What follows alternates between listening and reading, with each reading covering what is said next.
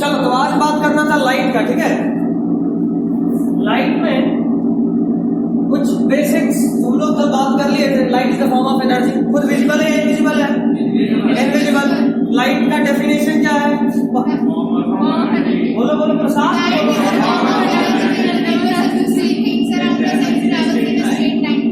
ठीक है, उसको बोलते रटना, वर्ड बाय वर्ड रटिए। एक भी वर्ड, वही तो कर, एक भी वर्ड आगे पीछे नहीं हुआ, तुम्हारा नहीं हुआ, तुम्हारा नहीं, इसका बात कर रहे हैं। एक भी वर्ड आगे पीछे नहीं हुआ, इसके बोले रटिए। खैर, इस चैप्टर में हम लोग लाइट का 3 प्रॉपर्टी देखेंगे। देखो, डिस्पर्शन हम लोग क्विज में पढ़ चुके हैं। यहाँ हम लोग पढ़ेंगे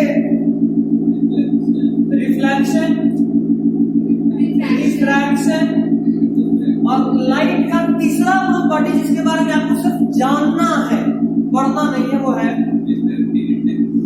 diffraction. Mind it, diffraction and dispersion are 2 different things. Diffraction and dispersion are 2 different things. Dispersion means splitting of light and diffraction means bending of light. Spectrum का भी है ना सर? उसको कल बात कर लिए थे, जो बात करी आज उससे आगे बात कर रहे हैं। सर लाइट मीडियम चेंज करना तो बेंड तो करता ही है ना? नहीं, लाइट की मीडियम चेंज करने का बात नहीं करे, वो तो रिफ्रैक्शन हो गया। We are talking about bending of light without changing the medium. ऐसा एनसीईआरटी में है, किसी को नहीं मिला? किसी को नहीं मिला? क्या पढ़ रहा है भाई? किसी को अभी तक डिफ्रैक्शन नहीं मिला? ये बॉक्स देखो, मोर टू नो वाला, second line second last word, second line second last word मिला? Page number 160, more to know वाला box, second line second last word. आज तक किसी को डिफ्रैक्शन नहीं मिला? बताओ, खाप पढ़ रहे थे अपन लोग? अच्छा मिला था, तब ठीक है।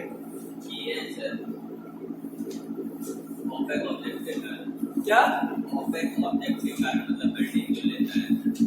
जानते हो, लाइट के पास 2 तरह का प्रॉपर्टी होता है।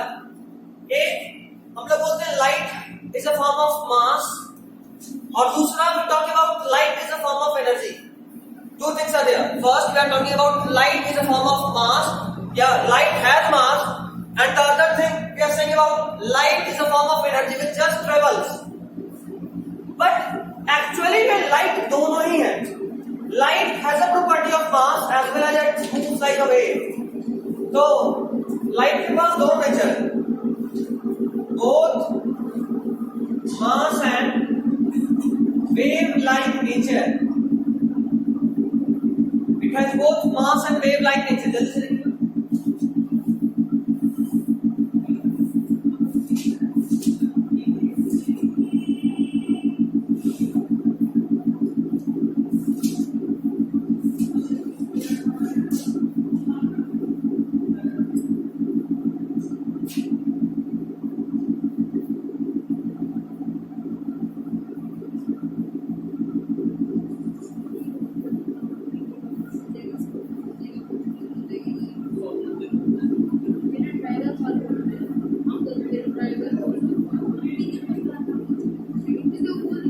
ठीक है, लाइट मास लाइट भी है, वेव लाइट भी है।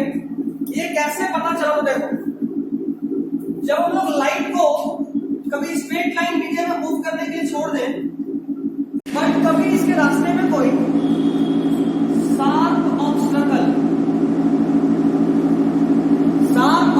अगर इसके रास्ते में आए तो ये बिल्कुल रास्ता मोड़ भी। तो खुद ही सोचो कि सनलाइट आ रहा है और आपने इस विंडो को ओपन कर, अगर विंडो ओपन हुआ कायदे से, जैसे मान लो ये घर है, यहाँ पे विंडो है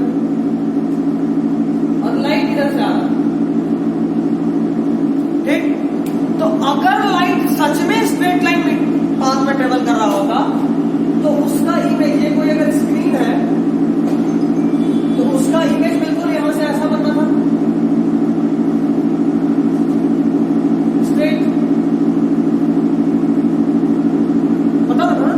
बट आप नोटिस करोगे असल में इमेज ऐसा बनता है, पता है? मतलब अगर आप टॉर्च जलाए, मान लो टॉर्च चाहिए और मैंने इसे यहां फोकस किया, तो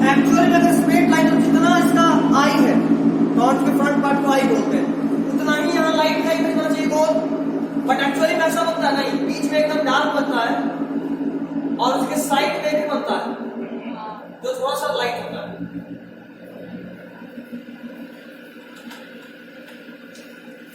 पता है ऐसा? मतलब लाइट हमेशा सिर्फ स्ट्रेट लाइन में ट्रेवल नहीं करता, वो मुड़ता भी है। ये दोनों उसका बहुत बढ़िया एग्जांपल है।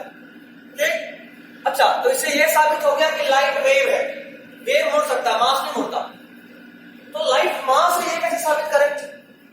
लेजर लाइट का नाम सुने हो? आप लेजर लाइट के सामने अगर एक ब्लेड का जो सेविंग वाला साइड होता है, जिधर से आप सेव करते हो, सेविंग साइड, ये लेजर लाइट, ये ब्लेड है, ये वाला पार्ट, और आप यहाँ लेजर लाइट अगर डालोगे तो लेजर लाइट दो पार्ट में कट हो जाएगा, कट जाता है, एग्जैक्टली कट जाएगा, दो अलग अलग पार्ट में कटा हो जाएगा। तो इससे साबित हुआ यार कट गया, मतलब यहाँ पे कोई मास आ रहा होगा और यहाँ बहुत शार्प एज है, उससे लाइट कट गया, मतलब कुछ मास था। कभी एनर्जी कटता है, यहां से लाइट आ रहा है, वैसे काट दी एनर्जी, कभी लाइट दो पार्ट में बटा क्या? नहीं बटा। बट अगर ये मास होता और अगर हम ऐसे काटते तो बिल्कुल कटता, समझे बात? तो इससे दो एग्जांपल दिए, एक से साबित हुआ कि लाइट वेव है और दूसरे से साबित हुआ लाइट मास है। मतलब ये कि लाइट के पास दोनों ही नेचर है।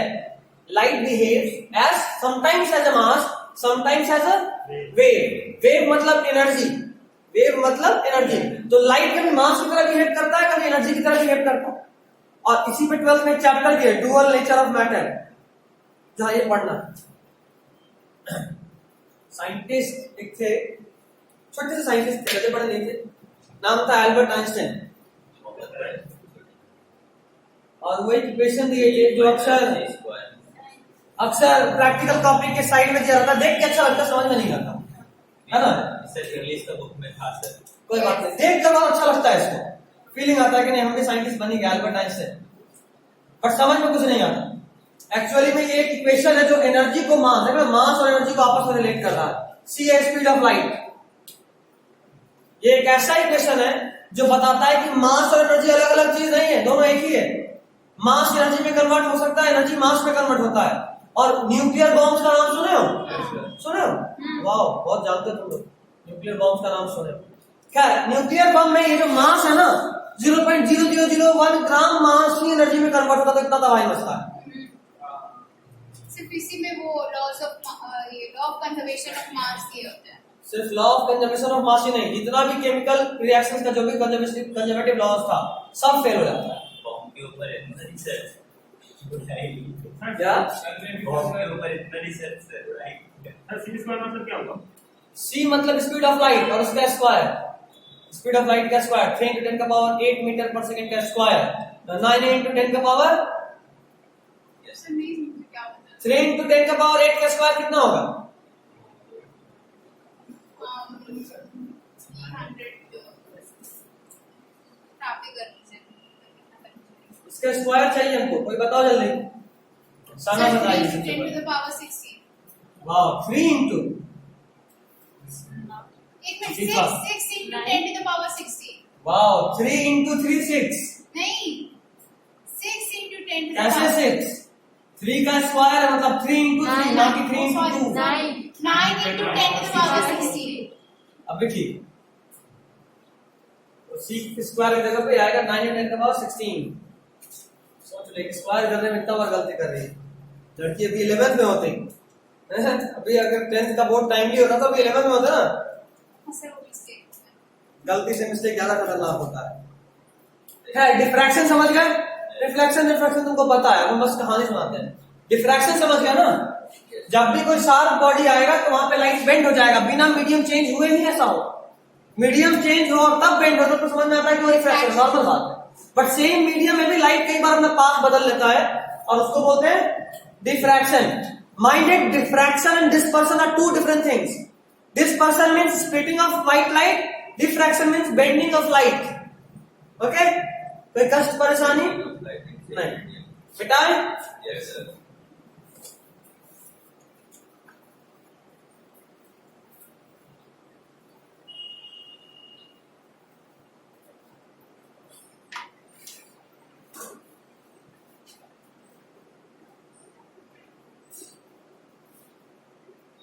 चलो, रिफ्लेक्शन ऑफ लाइट आता है। उड़ रही, मेरे ऊपर की जान अलाइन किए हुए।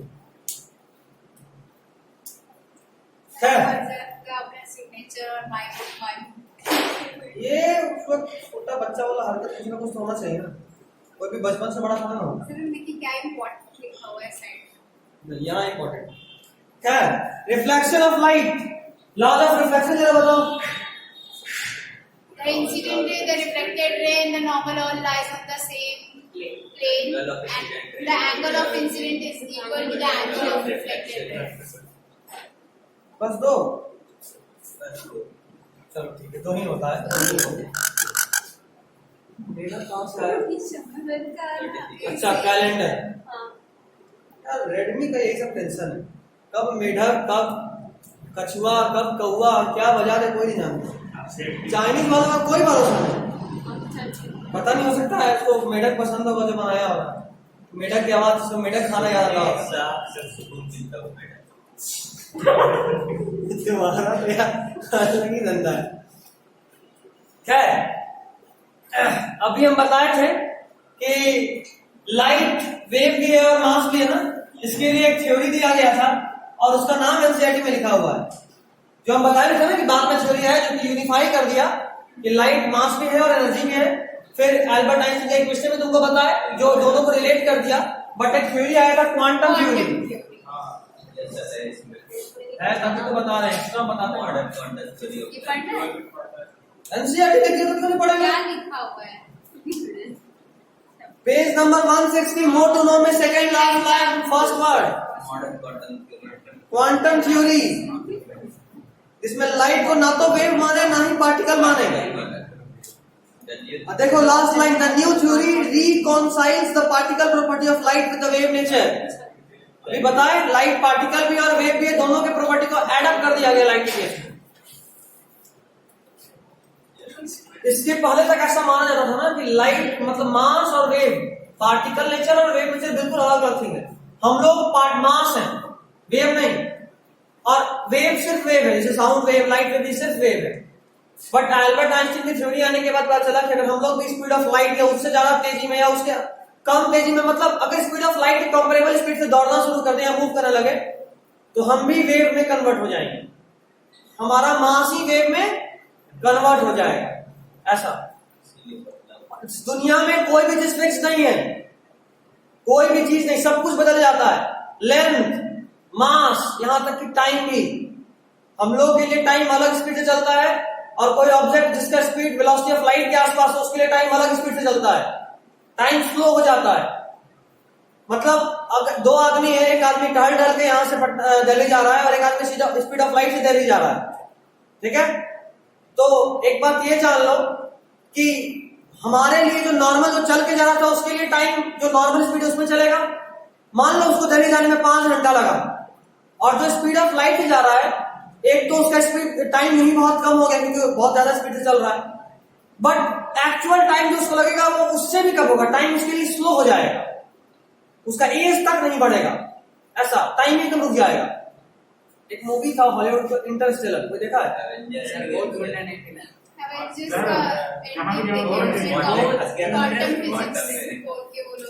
सर देख के मजा आता होगा, समझ में तो नहीं आता होगा क्या हो रहा है? क्या हम दे देंगे, बिल्कुल है, बट इंग्लिश में ठीक है, चलेगा। सर क्या मूवी, उसमें एक स्टोरी है, एक एस्ट्रोनॉट जा रहा होता है दूसरे प्लैनेट पे यूनिवर्स में, ठीक है? और जब वो जाता तो उसकी छोटी सी बेटी होती है, मुश्किल से 3-4 साल की, जो उसको गुड बाय बोलती पापा आप कब आओगे? तो बोलता है बहुत जल्दी आ जाएंगे।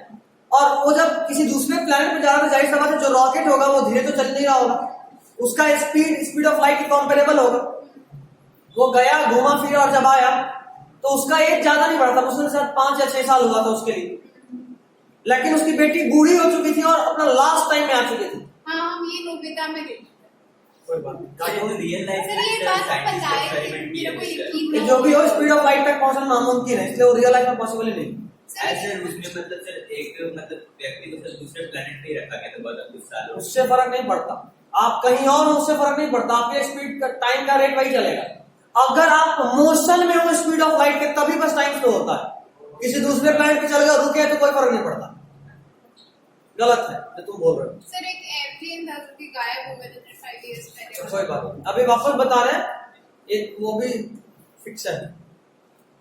जो कुछ अभी तुमको हम बताए टाइम के बारे में, ये फिजिक्स का न्यूमेरिकल बनेगा 12th में, न्यूमेरिकल बनेगा, वहां न्यूमेरिकली सॉल्व कराएंगे। तो इसीलिए इसको कहानी के फॉर्म में नहीं, एक्चुअल कंसेप्ट है, तो कंसेप्ट के फॉर्म में दिमाग में रखना। खैर चलिए, तो क्वांटम थ्योरी का बात हो गया। अब जरा बताइए characteristic of image found by a plane mirror, कुछ बताइए। Same as the size page 161 second paragraph, 4 point दिया हुआ, साइड में लिख लीजिए। Same as the size characteristics of image found by plane mirror, लिख लो, वहीं लिख लो, वहीं लिखो। सेकंड पैराग्राफ में है, पेज 161 सेकंड पैराग्राफ। ऐसे आप पैराग्राफ में लिख सकते हो जैसे हम हमेशा लिखवाते हैं sir. Characteristics of image found by plane mirror. First character, image found by a plane mirror is always virtual and erect. अरे लिखा हुआ है, अंडरलाइन कर लो। मिला। Second characteristics, size of image is equal to the size of object. मिला या से नहीं मिला। Second paragraph, third line, second last word देखो, image formed by a plane mirror is always equal to, always virtual and erect. मिला। उसके बाद वाला line, size of image is equal to that of object. तीसरा, the image formed is as far behind the mirror as the object is in front of it. और fourth, image is laterally inverted. मिला? Yes sir. चलो बताओ, what is lateral inversion? The object, the right side of the object appears to be the left side in the mirror, and the left side of the object appears to be right तुम side. जो बोले ना, देखो उसी में कैसे समझाते हो।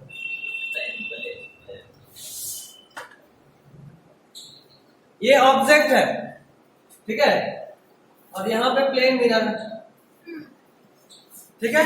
इसका इमेज बनेगा यहाँ कुछ। हाँ। अब जो इमेज बनेगा वो 4 ऑप्शन दे रहे, बताना है कौन सा सही इमेज बनेगा।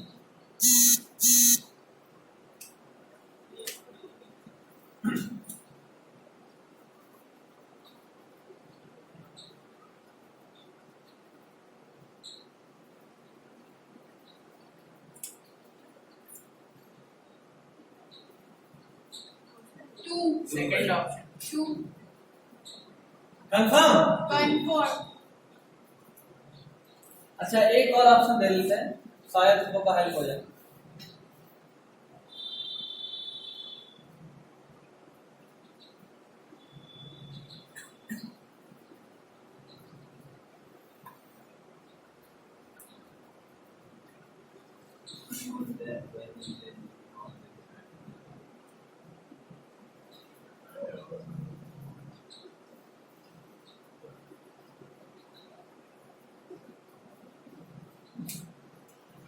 सर उसके बाद होगा ऑप्शन बताओ, 1 2 3 4 5 कौन सा करेक्ट है? 2. अभी भी 2। पांचवा ऑप्शन क्या है बोले तो बता सकता है? हम कह रहे हैं एक से अधिक इमेज बन सकता है, इनमें से डिपेंड करता है कि मिरर को आप ऐसे रखे हो या ऐसे करके उल्टा करके रखे हो। अब सर बताओ, दूसरा, एक 2 होगा और एक 4 होगा। बाकी लोग सन्नाटा।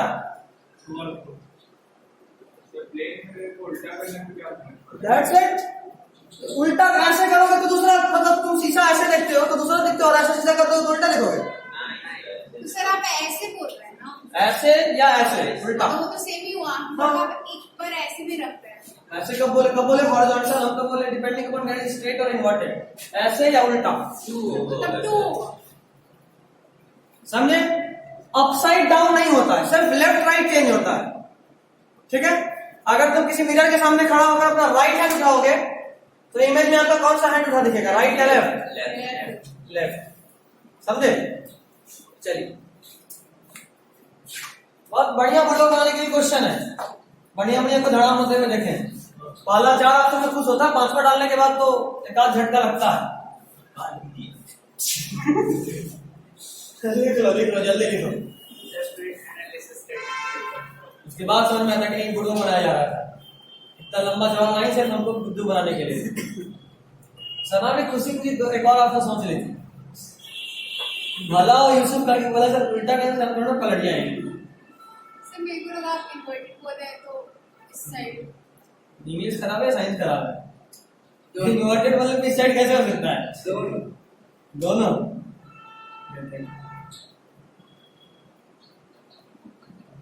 हटाए यस छापने का माने नहीं, छापते तो स्लोली बताओ। पांचवा ऑप्शन लिखे बाबू, सबसे दमदार वही है। टाइम होता ना अगर तो कम से कम 3 दिन में पढ़ाते और तब मजा आता लाइट पढ़ाने का। दिमाग नहीं हिला देते ना लाइट में, नाम नहीं। यहाँ बहुत सारा कंसेप्ट है, इसको खूब गलती लोग पढ़ता है, खूब गलती। ऑब्जेक्ट रियल होता है या वर्चुअल होता है? या कभी वर्चुअल ऑब्जेक्ट हो सकता है? नहीं नहीं, आपको नटंकी सब पॉसिबल है, बस मास्टर को आना चाहिए तभी बताएगा।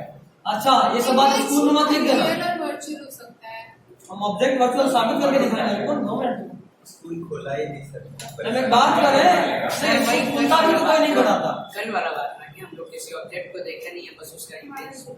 नहीं, वो नहीं, बिल्कुल नहीं। हम बोल रहे हैं कि एक ऐसा चीज का भी इमेज बन सकता है जो चीज एक्चुअली में है ही नहीं। Illusion, OSIS, वो TIR का एग्जांपल है। OASIS, OSIS. वो TIR का एग्जांपल है। And what is this TIR? Total internal reflection. देखो फिजिक्स कितना दमदार चीज है। जब तुम फिजिक्स को फील करना शुरू करोगे ना तो हर चीज के पीछे जबरदस्त लॉजिक है। कभी हम बहुत अच्छे एग्जांपल समझाते हैं। बाल कटने तो सब लोग गए होंगे सैलून में, फिर फुटपाथ पे बाल कटवाया कभी तुम लोग? नहीं, बाल कभी कटवाए नहीं। एक बार करना फुटपाथ पे पता चला कौवा वहां से ऊपर से पत्थर गिरा के भाग गया। क्या देखो तो एक यहाँ मिरर, एक तुम्हारे पीछे मिरर। तुम यहाँ से बस बाल कटाते हो, स्टाइल देते हो, हाँ ठीक है। तो पहला इमेज तो तेरा होता है, बट उस इमेज के पीछे एक और इमेज होता है। 4-5 वो किसका होता है? अगले का किसका? हमारा नहीं होता। इमेज का इमेज होता है। हमारा जो ये वाला इमेज बना ना, उसका एक इमेज पीछे बनता है। और इस वर्चुअल, ये इमेज है ना, ऑब्जेक्ट थोड़ा ना है, तो ये तो वर्चुअल चीज है। प्लेन मिरर तो वर्चुअल, इस वर्चुअल चीज का एक और इमेज इसके अंदर बनता है। मतलब जो दूसरा वाला इमेज बना उसके लिए ये ऑब्जेक्ट था, और ये ऑब्जेक्ट क्या रियल ऑब्जेक्ट है? नहीं। मतलब ऐसा भी चीज का इमेज बन सकता है जो एक्चुअली में नहीं है। हाँ बिल्कुल, लैटरल वर्जन तो हमेशा होता रहेगा। मतलब रोज देखा हुआ चीज, लेकिन कभी ऐसे सोचे नहीं। देखे हम तो खुद ही कर सोचे नहीं, लेकिन किसी से पूछे नहीं। सोचे थे लेकिन पूछे नहीं।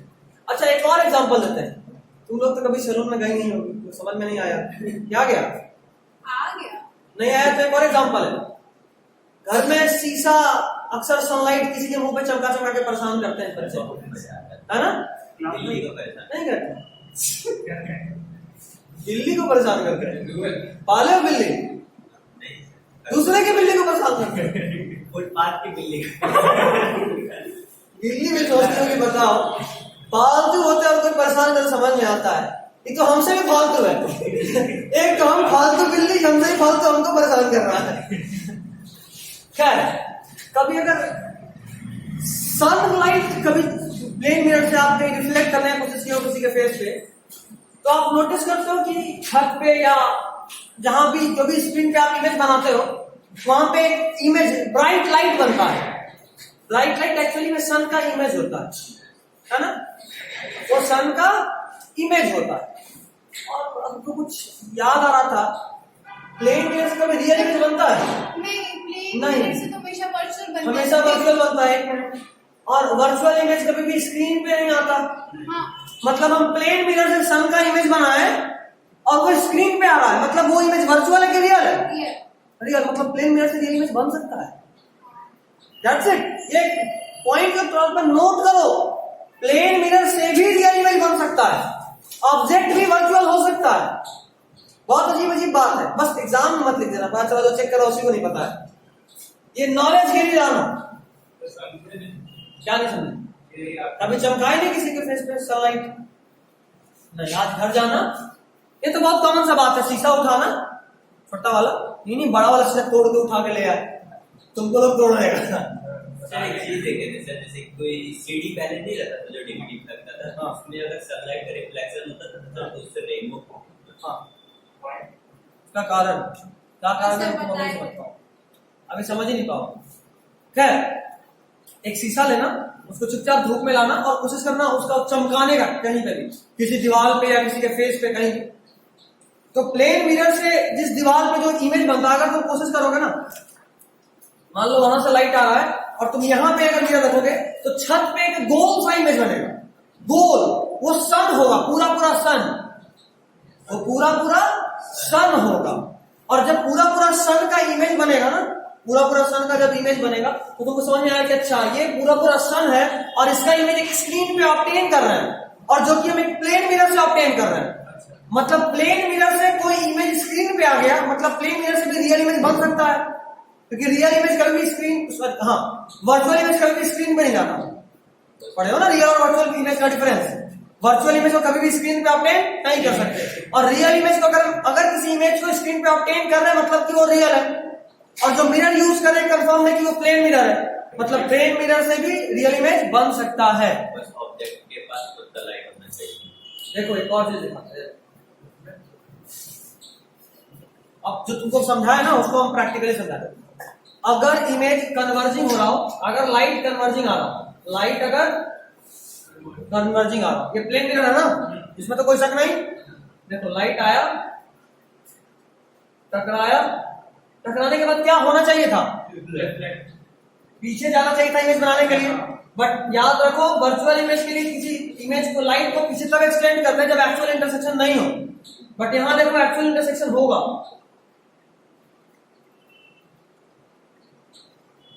हो गया एक्चुअल इंटरसेक्शन। अगर ये नहीं होता तब इसको पीछे एक्सटेंड करते और एक इमेज बनाते। एक्चुअल इंटरसेक्शन हो जाने के बाद एक्सटेंशन नहीं करते हैं। और खुद देखो सन बहुत बड़ा है, मतलब वहां उसके जो 2 इंच लाइट आ रहा है वो कन्वर्जिंग होगा, और जैसे ही वो प्लेन मिरर पे फॉल करेगा तो देखो कि एक इमेज बनेगा रियल, क्योंकि ये एक्चुअल इंटरसेक्शन से बन रहा है। तो प्लेन मिरर से भी रियल इमेज बन सकता है। और देखो एक बात आप जानते हो प्लेन मिरर के बारे में, जितना दूर ऑब्जेक्ट होता है उतना ही दूर इमेज बनता है, पढ़े हो ना। तो खुद देखो ये डिस्टेंस है मिरर से इमेज का, तो ऑब्जेक्ट भी उससे उतना ही दूर होना चाहिए। देखो एक्चुअली में इसका ऑब्जेक्ट ये है ऑब्जेक्ट, जो कि एक वर्चुअल ऑब्जेक्ट है। ये ऑब्जेक्ट है, इसका इमेज है ये रियल। ऑब्जेक्ट कैसा है, वर्चुअल, क्योंकि एक्चुअली में असल है क्या, नहीं। समझे बात? थोड़ा यहां से जा सकता है, हम बोले भी थे लाइट 3 दिन में हम पढ़ाते हैं, अगर टाइम होता तो 3 दिन में पढ़ाते तो इसको और अच्छे से समझाते हैं। अभी तुमको बस हल्का फुल्का पल्ले पड़ा, हाँ बात सही है, बट कैसे सही है हो सकता है समझ में नहीं आ रहा, हो सकता है क्योंकि बहुत फास्ट पढ़ा रहे हैं ना, और इतने का भी तुम्हारा माइंड कभी इतना सोचे ही नहीं थे कभी पहले। ऐसा भी हो सकता है जो पढ़ाए जो पढ़े बस वही जान रहे हो, और हम तुमको सब कुछ यहाँ नया नहीं बता रहे हैं। लाइट दिखता नहीं दिखता वहां से नया शुरू हुआ, अभी तक नया चल रहा है, वाला थोड़ा दिक्कत हो। अगर दिक्कत कंटिन्यू है एक बार रिकॉर्डिंग देखना, हो सकता है एक ही बात 2-3 बार सुनने के बाद समझ में आ जाए, ठीक है। बट ये भी पॉसिबल है, बस एग्जाम में यूज मत करना, क्योंकि हम गारंटी दे सकते हैं तुम्हारे मास्टर को नहीं पता, 10th लेवल का करो टीचर का तो उसको नहीं पता, इतना कोई सोचता ही नहीं, वो पढ़ता भी नहीं, सबको क्वेश्चन पसंद है। ये सब एलएन के बुक में दिया हुआ है, 10th में। एलएन का नाम सुने ही होंगे, सुने? नहीं, एलएन कोचिंग का नाम उसका जो पैकेज है 10th का, मेरे पास उसका पैकेज है। एक्चुअल जो हम 10th पढ़ाते हैं, हमको जब फुल मौका मिलता है और फुल लिबर्टी की आप पढ़ाइए।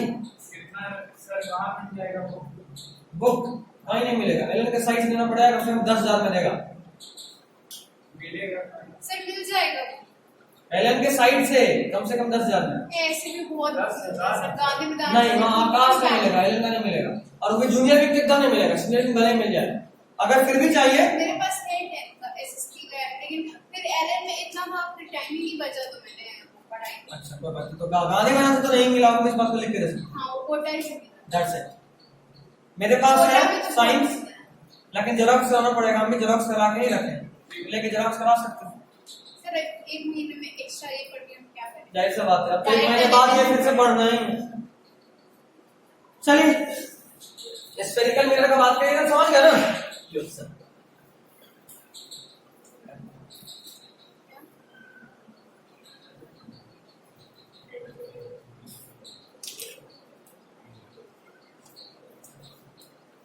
मार्क्स दरबार में बैठा पड़ेगा, पता ही नहीं चलता है क्या बोलती बहुत धीरे है। इसका तो अक्सर हमको लिक्विडिंग ही करना पड़ता क्या बोल रही है। मास्क लग गया था, चेहरे छुप गया, अब पता नहीं चल रहा है क्या बोल रही है। अच्छी बात है। स्फेरिकल मिरर, स्फेरिकल मिरर किसको बोलेंगे? वैसा मिरर जिसका रिफ्लेक्टिंग सरफेस कर्व्ड हो, वैसा मिरर जिसका रिफ्लेक्टिंग सरफेस कर्व्ड हो उसको क्या बोलते हैं? Spherical mirror. Page 161, spherical mirror second line और थर्ड लाइन भी रन लीजिए, रनिए। Spherical mirror page 161 first paragraph second line और थर्ड लाइन रंग लीजिए, रंगे? अच्छी बात। अब चलिए, आप बेसिक कुछ टर्म्स जानते होंगे, incident ray, reflected ray, normal, centre of curvature, pole, focus, aperture, सुना हुआ ना? एक्चुअली में इन सब का डेफिनेशन पूछता है, इसीलिए इनको हल्के में तो कभी मत लेना। लिख रहे हैं नाम हम बस, तुम लोग बुक में ढूंढो, रिमाइंड कर लो।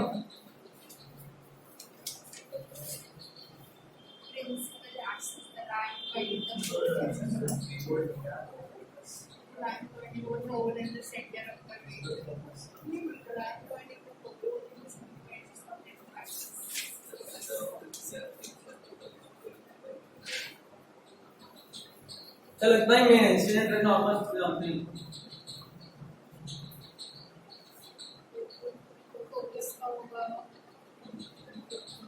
Incident rays which are parallel, incident rays which are parallel to the principal axis, gets reflected,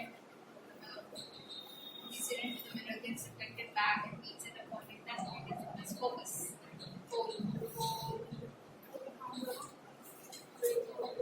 It is the center of the reflecting surface, center of curvature. It is the center of the sphere which the specular mirror is part of. Aperture.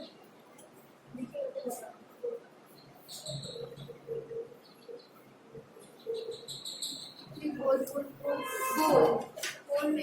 तो ऐसे बताए नहीं।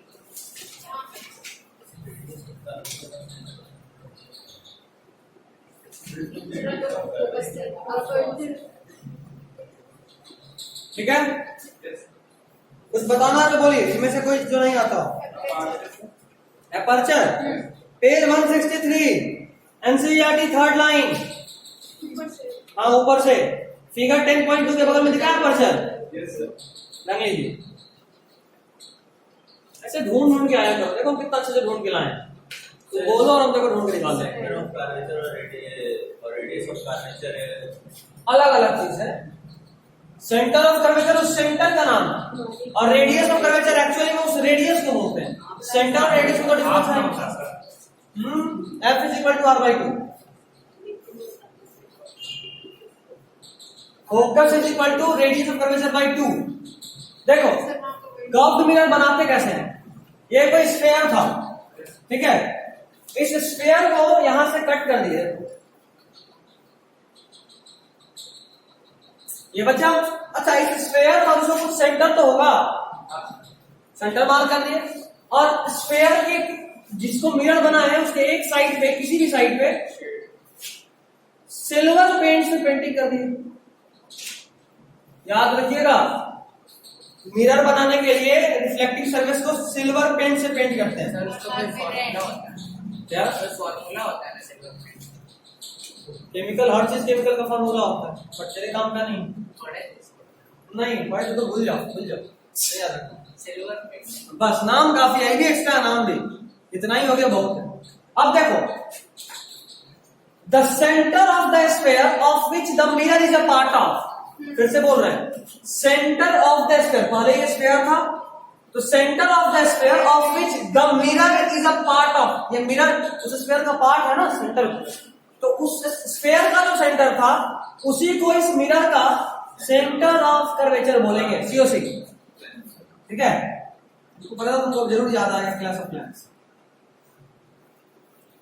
COC. ठीक है, अब देखो ये था सेंटर ऑफ कर्वेचर, और सेंटर ऑफ कर्वेचर से लेकर ये जो पोल है, देखो एक्चुअली में जो एपर्चर का मिड पॉइंट होता है उसको क्या बोलते हैं?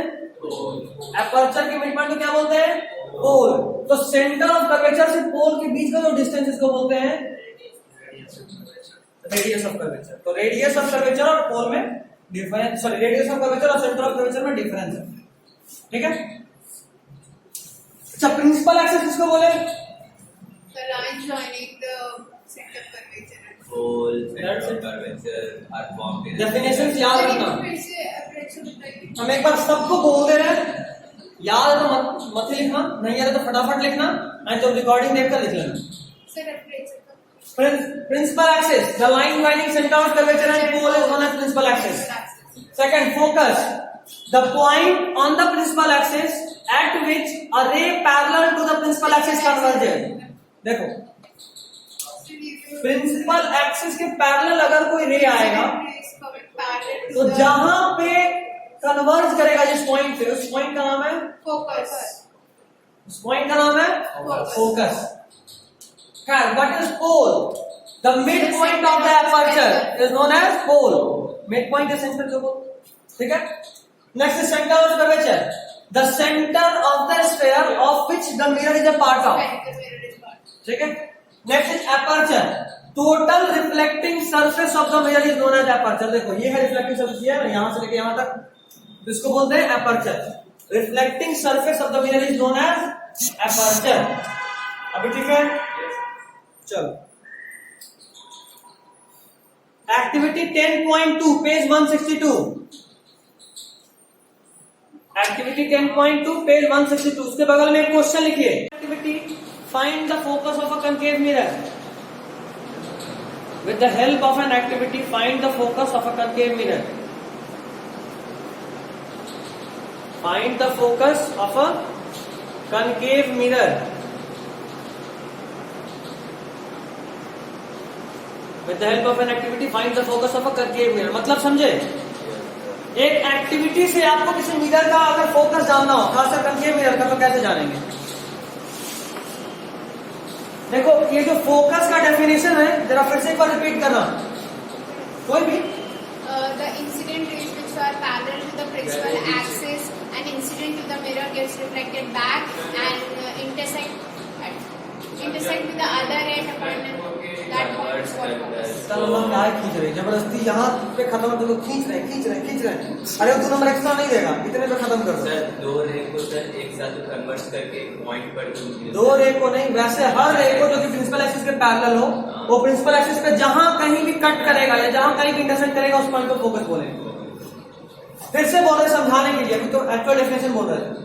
अगर कोई पैरेलल रे आएगा प्रिंसिपल एक्सिस के तो मिरर में टकराने के बाद फोकस से गुजरेगा। अगर कोई पैरेलल रे आएगा प्रिंसिपल एक्सिस के तो मिरर में टकराने के बाद फोकस से गुजरेगा। वापस से रिपीट करते हैं, वही रे प्रिंसिपल एक्सिस के पैरेलल होगा जो इंफिनिटी से आ रहा होगा। वही रे प्रिंसिपल एक्सिस के पैरेलल होगा जो इंफिनिटी से आ रहा होगा। और हम बोल रहे हैं कि हमको एक एक्टिविटी से किसी कॉन्केव मिरर का फोकस फाइंड करना है। ये ले जबरदस्ती से बना दिया कॉन्केव मिरर, ये बना दिया एक प्रिंसिपल एक्सिस, और कोई बहुत दूर से इमेज आ रहा है। मान लो यहां मेरा मिरर है और हम पीछे कोई दूर का घर हो उसका इमेज ड्रॉ करना चाह रहे हैं, तो अगर हम उसको आगे पीछे करेंगे, आगे पीछे, देखो रेत वैसे आ रहा होगा, आकर टकराएगा और यहाँ फोकस बनेगा। जहां फोकस बनेगा वहां पे एक शार्प इमेज बनेगा। याद करो, ऑब्जेक्ट एट इंफिनिटी का इमेज कहां बनता था? फोकस पे। तो फोकस पे ऑब्जेक्ट का मतलब रे आ रहा होगा पैरेलल, रे पैरेलल आ रहा होगा, टकराने के बाद कहां से गुजरेगा? फोकस से। तो ये तो बन जाएगा इमेज, लेकिन तुमको पता कैसे चलेगा कि यही फोकस है? तुम क्या करो, एक तो छोटा सा पेपर का टुकड़ा लो और उसको ऐसे हिलाते डुलाते रहो। जिस पॉइंट पे उस पे स्क्रीन पे शार्प इमेज बने, शार्प मतलब क्लियर इमेज, समझ ले वही फोकस है। तो एक्टिविटी से फोकस मिल गया किसी करके मिरर का। यही एक्टिविटी में लिखा हुआ है, इतना लंबा चौड़ा कहानी के फॉर्म में, और ये पूछ सकता है, क्वेश्चन लिखवा दिया और आसान क्वेश्चन खूब आता है। देखो एक पर्सनल टिप है, कभी भी 4 नंबर या 5 नंबर के क्वेश्चन के लिए प्रिपरेशन मत करो, कभी भी नहीं। क्वेश्चन जब भी आएगा ना, अगर मान लो 5 नंबर का भी बोर्ड में जो आखिरी सेक्शन में क्वेश्चन होता है, तो वो 2 या 3 क्वेश्चन में स्प्लिट होता है। एक ही क्वेश्चन भले ही टोटल 4 या 5 नंबर का, बट उसमें 2 या 3 क्वेश्चन होगा। तुमको फाइनली 1 नंबर, 2 नंबर, 2 नंबर ऐसे करके 5 नंबर देगा। तो हम 5-5 नंबर के लिए 15-15 पॉइंट क्यों रटे? फाइनली हमको जवाब तो 3 क्वेश्चन के आंसर में देना है, तो मतलब 1 या 2 पॉइंट में आंसर लिखना फाइनली। तो छोटा छोटा दिमाग में लेके चलो, ये नहीं कि 5 नंबर का देखे आए तो नहीं आएगा, ऐसा नहीं करना, धोखा हो सकता है। बट जो एक्चुअली में होता है रियलिटी, ज्यादा फोकस 3 नंबर के क्वेश्चन पे करना, इसमें 2 या 3 पॉइंट हो, ठीक है। 4 या 5 पॉइंट वाले में 2 ही 3 क्वेश्चन बनता है। ऐसे एक क्वेश्चन बनता है भाई फ्लावर को एक्सप्लेन, अच्छा कई बार क्वेश्चन सेंटर कुछ ज्यादा खुन्नस खाके बैठा होता है, 3 नंबर में 5 नंबर का क्वेश्चन दे देता है। पहले पूछेगा which is the male part of a flower and female part of flower, 1 number में। सेकंड में पूछेगा what is double fertilisation, 1 number में। अब फिर पूछ देगा with the help of a diagram describe the structure of a flower, 3 number. अब diagram भी बनाइए, स्ट्रक्चर का एक्सप्लेन भी कीजिए, मतलब 5 नंबर का क्वेश्चन अकेले है, लिखते रहिए। इसीलिए कई बार खुन्नस का कैसे भी करता है। सर लेकिन 1 नंबर का क्वेश्चन है तो खाली डायग्राम ही बनाना चलेगा। 3 नंबर का बोले सर 3 नहीं चलेगा, खास बोल रहा है, डायग्राम के साथ एक्सप्लेन कीजिए, नहीं छोड़ सकते, करना ही शॉर्ट पड़ेगा। एक्सप्लेन कर देंगे। इसके पास मौका रहेगा, 70 नंबर काट ले, मौका ही तो नहीं देना। इसको बायोलॉजी का कीड़ा काटता है, सुन लिए बायोलॉजी को। जो सुनने की वो मुझे लिख जाएगी। अब रुको ना, इधर देखो, इधर देखो, देखो यहाँ देखो, तो मिल गया फोकस एक्टिविटी से। चलिए उसके बाद इमेज बनाने के लिए, अच्छा एक तो यार यहाँ डायग्राम दिख रहा है कनकेव और कन्वेक्स मिरर के लिए, फालतू है। पेज नंबर 164, 10.2.2 लिखिए जरा, हेडिंग बनाइए तो मेरी तरफ से एक हेडिंग बनाइए बस। जहां इमेज लिख रहा है ना 1 नंबर वाला, 1 नंबर वाला इमेज सबसे नीचे में आखिरी पैराग्राफ, अरे पैरेलल लिखा, उसके ऊपर में एक हेडिंग बनाइएगा, basic pathway of ray, basic pathway of ray for locating an image, basic pathway of ray for locating an image, basic pathway of ray for locating an image. मतलब कि किसी भी इमेज को लोकेट करने के लिए कुछ बेसिक पाथवे है। कोई भी नई डायग्राम पूछ ले, वो सिर्फ 4 पाथवे से बनता है और ये डायग्राम सिर्फ 4। देखो यहां पे भी हम कुछ ऐसा बताएंगे जो अभी तक तुम नहीं जानते हो, जो कि एनसीईआरटी में भी दिया है, बट हम गारंटी दे सकते हैं किसी का ध्यान नहीं गया होगा।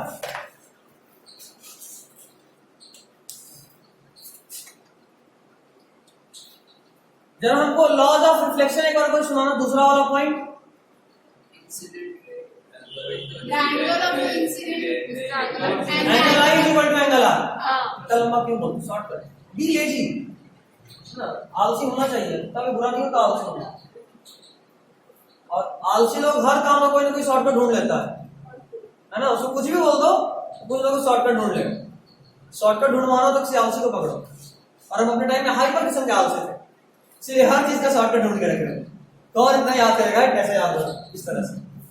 खैर एक पॉइंट है एनसीईआरटी में जो एक जगह नहीं बहुत जगह दिया हुआ है, और वो ये बोलता है नहीं मिलेगा ऐसे बाबू, हम भी मार्क नहीं किए, तो पता था कि कोई ना कोई झांक लेता है। और वो पॉइंट ये है ना कि स्फेरिकल मिरर्स में जो नॉर्मल होता है वो सेंटर ऑफ कर्वेचर से पास करता है, पता है कैसे?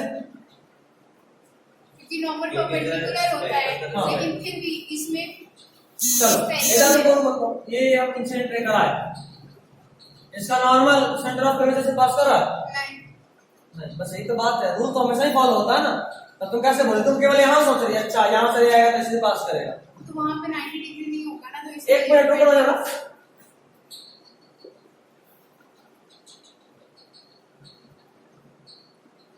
एंगल आई ए है, एंगल आर बी है, समझ में आ रहा सबको? लास्ट में बात किए थे। देखो ये नॉर्मल है, मतलब ये एंगल कितना होगा 90। Very good.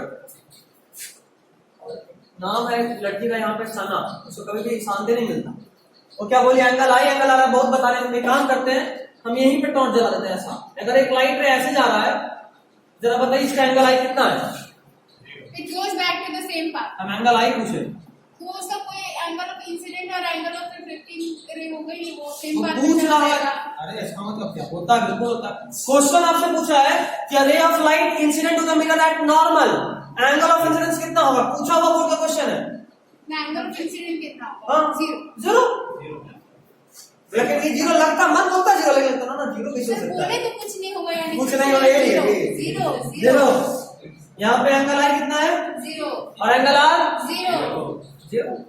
इसीलिए तो कोई एंगल दिख नहीं रहा, जहां से आया वैसे ही लौट गया।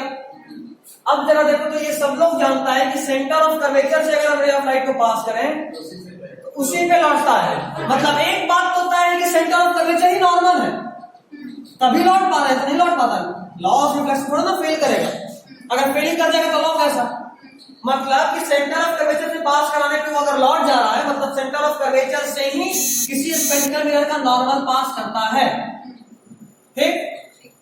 अच्छा, ये एक पैरेलल है, ये फोकस से गुजरेगा, ये सबको समझ में आ रहा है। क्या ये एंगल ऑफ रिफ्लेक्शन को फॉलो कर रहा है, angle i equal to angle r को? कौन है? ये गया और आया बिल्कुल करेगा। देखो जिस पॉइंट पे मिरर पे कोई लाइट इंसिडेंट हो रहा हो, वहां पे टेंजेंट ड्रॉ कर लो, कर लिया टेंजेंट ड्रॉ। अब उसका परपेंडिकुलर नॉर्मल देखो कहां से आएगा।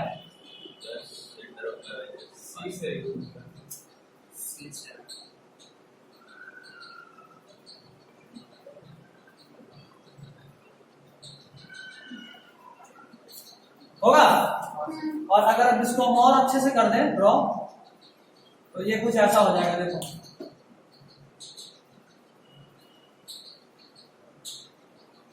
ये एंगल आई और ये एंगल आर दोनों बराबर होगा, इसीलिए फोकस से गुजरता है, अपने आप जादू नहीं है, लॉ ऑफ रिफ्लेक्शन को फॉलो करता है। और देखो ध्यान से एनसीईआरटी में इमेज 164 का पहला, दूसरा, तीसरा, चौथा जो देखना है देखो, सब जगह सेंटर ऑफ कर्वेचर से पास कराया है नॉर्मल और दिखाया है एंगल आई एंगल आर, दिखाया है। कहीं भी नहीं लिखा कि ये वाला लाइन नॉर्मल है, लेकिन एंगल आई और एंगल आर लिखा है, जो कि ये साबित करता है कि एंगल आई और एंगल आर हमेशा नॉर्मल के साथ कैलकुलेट करते हैं हम लोग। बात की तो नहीं आते, देखो इधर देखना, बोर्ड देखो, एंगल आई या एंगल आर नॉर्मल साथ कैलकुलेट कर रहे हो, तो अगर ये नॉर्मल नहीं होता तो क्या यहाँ एंगल आई और यहाँ एंगल आर होता?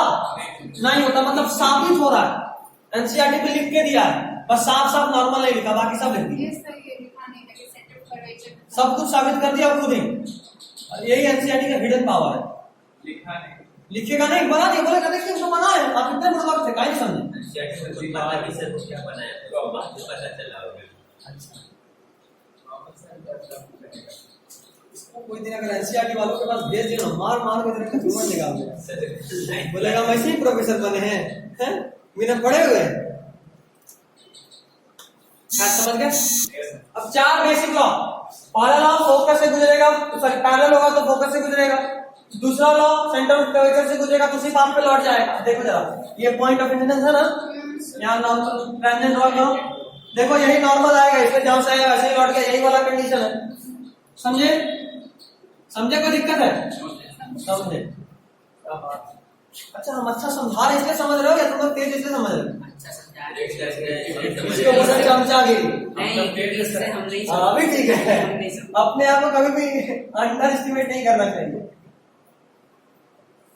ये देखो, ये फोकस गुजरा, फोकस से रे ऑफ लाइट पैरेलल होकर गुजर गया। समझे? तीसरा पॉइंट, पैरेलल तो फोकस, फोकस तो पैरेलल, यहाँ पे उल्टा क्यों होता है, बदलने में सब माहिर है। और तीसरा सेंटर ऑफ कर्वेचर से गुजरे वहीं से गुजरेगा। और एक और जो है चौथा वाला लेना, ये चुपचाप भूलो बना दिया है, उस सिर्फ और सिर्फ angle i is equal to angle r पे सॉल्व किया। ये देखो, ये मिरर है, ये प्रिंसिपल एक्सिस है, एक रे ऑफ लाइट ऐसे आया, अभी कहां जाएगा जरा कोई बताएगा? चलो हम ही बताते हैं। देखो ये सेंटर ऑफ कर्वेचर, ये है फोकस, हमको नहीं समझ में आ रहा है ये कहां जाएगा, तो हम बोलेंगे सर कोई बात नहीं, हम इतने बुड़बक नहीं, चुपचाप जहां टकराया वहां एक टेंजेंट बना लिए, वहां से एक नॉर्मल सेंटर ऑफ कर्वेचर से पास करा दिए, टेढ़ा हो गया।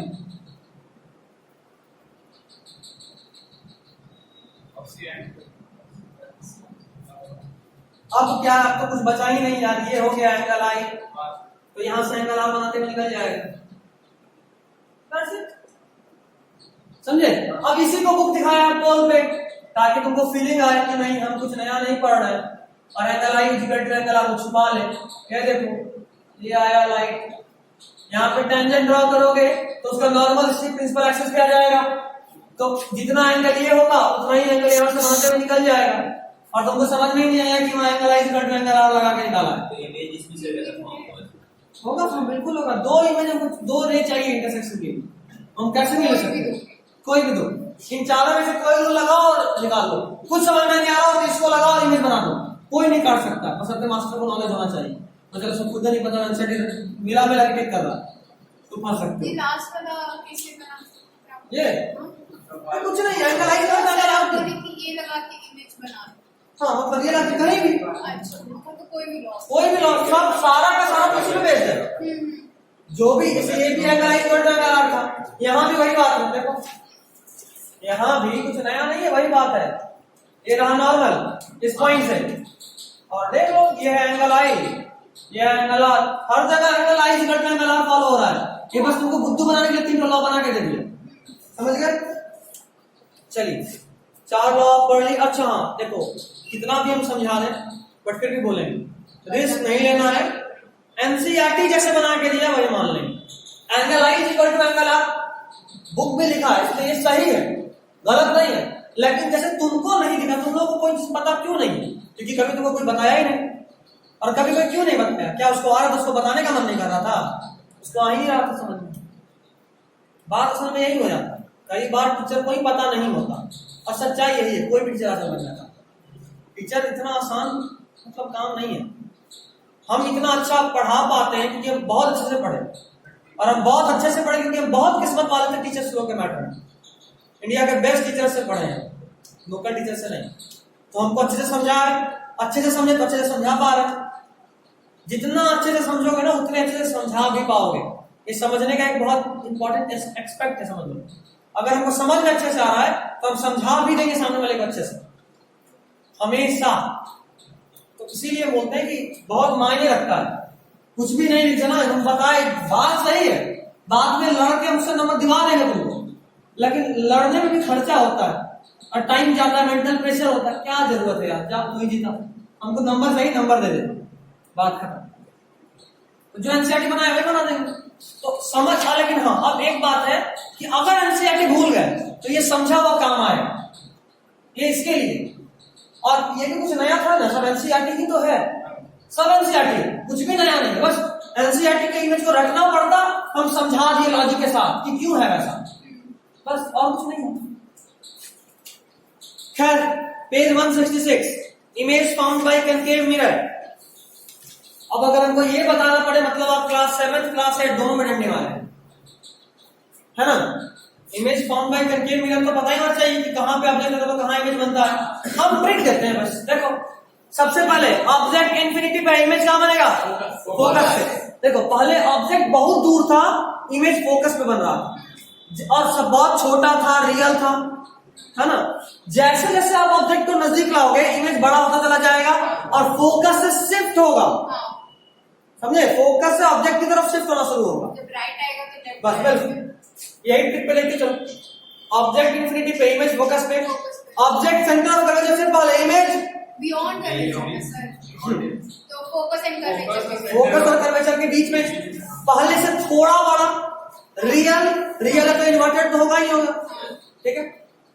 चलिए नेक्स्ट, सेंटर ऑफ कर्वेचर पे ले ऑब्जेक्ट को, इमेज में सबसे आसान यही लगता है सर हमको भी। कुछ नहीं करना, जहां ऑब्जेक्ट है एक नीचे इमेज बनाओ, बस लाइन खींच दो, हो गया। अच्छा ऑब्जेक्ट रियल है इन्वर्टेड है? इन्वर्टेड। मतलब अब जैसे हम बता रहे हैं वैसे ही तुम लोगों को सब समझ में आ रहा होगा। अब कुछ नया पूछे, अगर ऑब्जेक्ट सेंटर ऑफ कर्वेचर पे है तो उसका मैग्निफिकेशन कितना है? हम पूछे मैग्निफिकेशन कितना, वैल्यू बताओ नंबर में। 1 magnification is equal to HI by HO।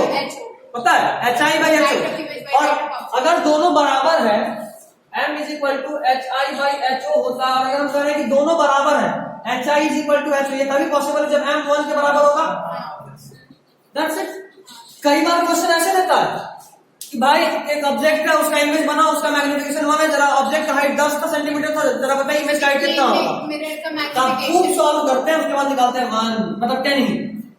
तो सॉल्व क्या करना यार, बराबर हाइट है मतलब। तो जैसे कि प्लेन मिरर का मैग्निफिकेशन भी 1 हाँ, होता है, प्लेन मिरर का हमेशा 1 होता है। लेकिन सब 0 लिखे आए थे। अल्ट्रा लेवल के स्लो नहीं सर, हम 1 ही लिखे थे। अच्छा, तो तब भी सवाल करें, ठीक है, तो खुशी का बात है। तुम भी लिखी थी नहीं, तब ठीक। बाकी सब गलती की हम सही की, तो खुशी का बात है। पार्टी पार्टी नहीं, पावर ही करना है। क्या ठीक है, ये ठीक है। चलो नेक्स्ट, ऑब्जेक्ट जो है वो सेंटर ऑफ कर्वेचर और फोकस के बीच में, तो इमेज पीछे भागेगा और बड़ा होगा। नॉट करें यहाँ मैग्निफिकेशन कितना होगा, 1 से बड़ा या 1 से छोटा? 1 से बड़ा। 1 से बड़ा। अगर इमेज बड़ा बन रहा है मतलब मैग्निफिकेशन 1 से ज्यादा है, अगर इमेज छोटा बन रहा है तो मैग्निफिकेशन 1 से कम है। Very good. अब जरा बताइए, मैग्निफिकेशन यहाँ पे 1 से बड़ा तो है, लेकिन पॉजिटिव या नेगेटिव? पॉजिटिव।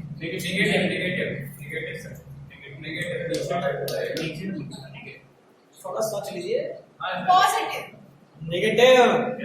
रियल इमेज के केस में मैग्निफिकेशन नेगेटिव होता है। अरे यही सब देखो, क्वेश्चन सॉल्व करने में यही फंसता है।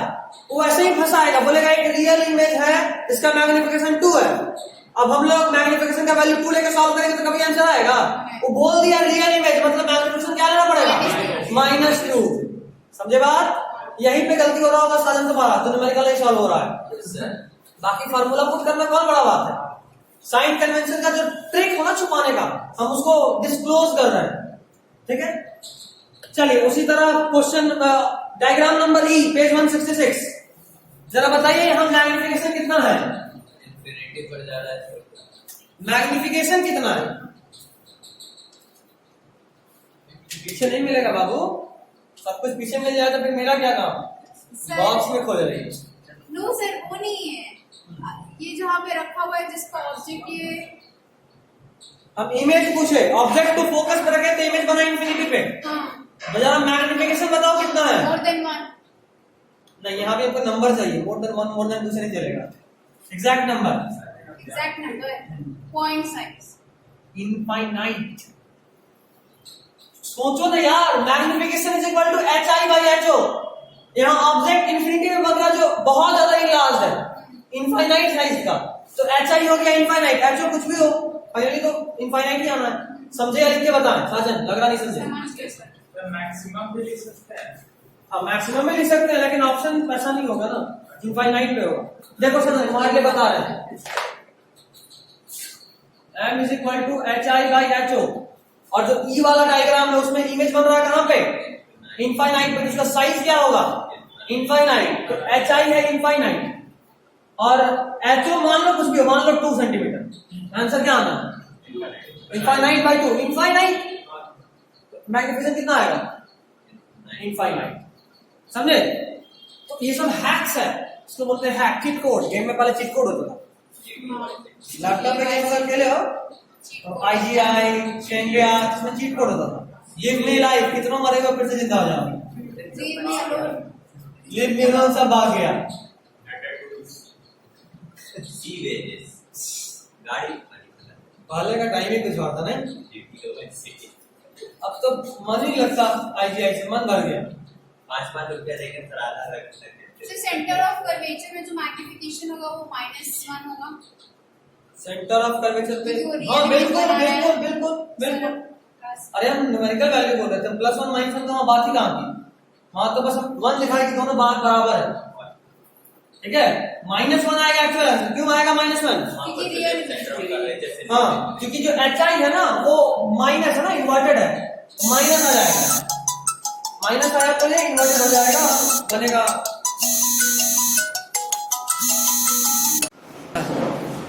क्रैश कोर्स में कहीं एक्चुअल क्रैश ना हो जाए। चलिए, तो हम लोग ई तक का डायग्राम देख लिए थे कि अगर इमेज ऑब्जेक्ट फोकस पे हो और इमेज इंफिनिटी में बन रहा हो तो मैग्निफिकेशन क्या होता है? मतलब अगर ऑब्जेक्ट फोकस पे हो और इमेज इंफिनिटी पे बन रहा हो तो मैग्निफिकेशन कितना होगा? इंफिनिटी। ठीक है, और एक और बात, प्लस इंफिनिटी की माइनस इंफिनिटी? इंफिनिटी में ऐसा कुछ नहीं होता, तुम इंफिनिटी में लोगे तो चलेगा, ठीक है, बट हाँ ज्यादा सही माइनस इंफिनिटी है। इंफिनिटी का मतलब इतना बड़ा नंबर जो तुम सोच ही नहीं सकते कितना बड़ा है। तो वहां प्लस होगा कि माइनस होगा, क्या करें? कुछ समझ में नहीं, नंबर तुम सोच नहीं सकते, लिख नहीं सकते, तो वहां प्लस माइनस कहां से आए? तुम्हारे सोच के भी परे है इंफिनिटी। अगर सोच लेते उतना तो फिर उसको इंफिनिटी बोलते ही नहीं, हम उतना सोच ही नहीं सकते, इसलिए उसको बोलते हैं इंफिनिटी। खैर, आखिरी case, object is between focus and pole, तो इमेज कहां बना? Behind the mirror. मैग्नीफाइड या फिर डिमिनिश्ड? मैग्नीफाइड। रियल या वर्चुअल? स्ट्रेट या इन्वर्टेड? स्ट्रेट या इरेक्ट? मैग्निफिकेशन क्या होगा? ग्रेटर देन 1 या lower than 1? Greater than 1। Positive की नेगेटिव? पॉजिटिव। Very good. तुम एक बार वीडियो देखना, अभी जो भी कहानी हो समझ में आ जाएगा कैसे आया। Next is use of concave mirror. अभी 5 मिनट के बाद जब साइन कन्वेंशन में पढ़ेंगे ना तो 3 लाइन का एक ट्रिक देंगे, हर जगह काम आएगा। 3 लाइन का 2 वर्ड का ट्रिक होगा एक्चुअली, लिखेंगे 3 लाइन में, वर्ड वही यूज करेंगे, फिर देखते हैं कौन क्वेश्चन गलती हो जाता है। यूज ऑफ कनकेव मिरर क्या?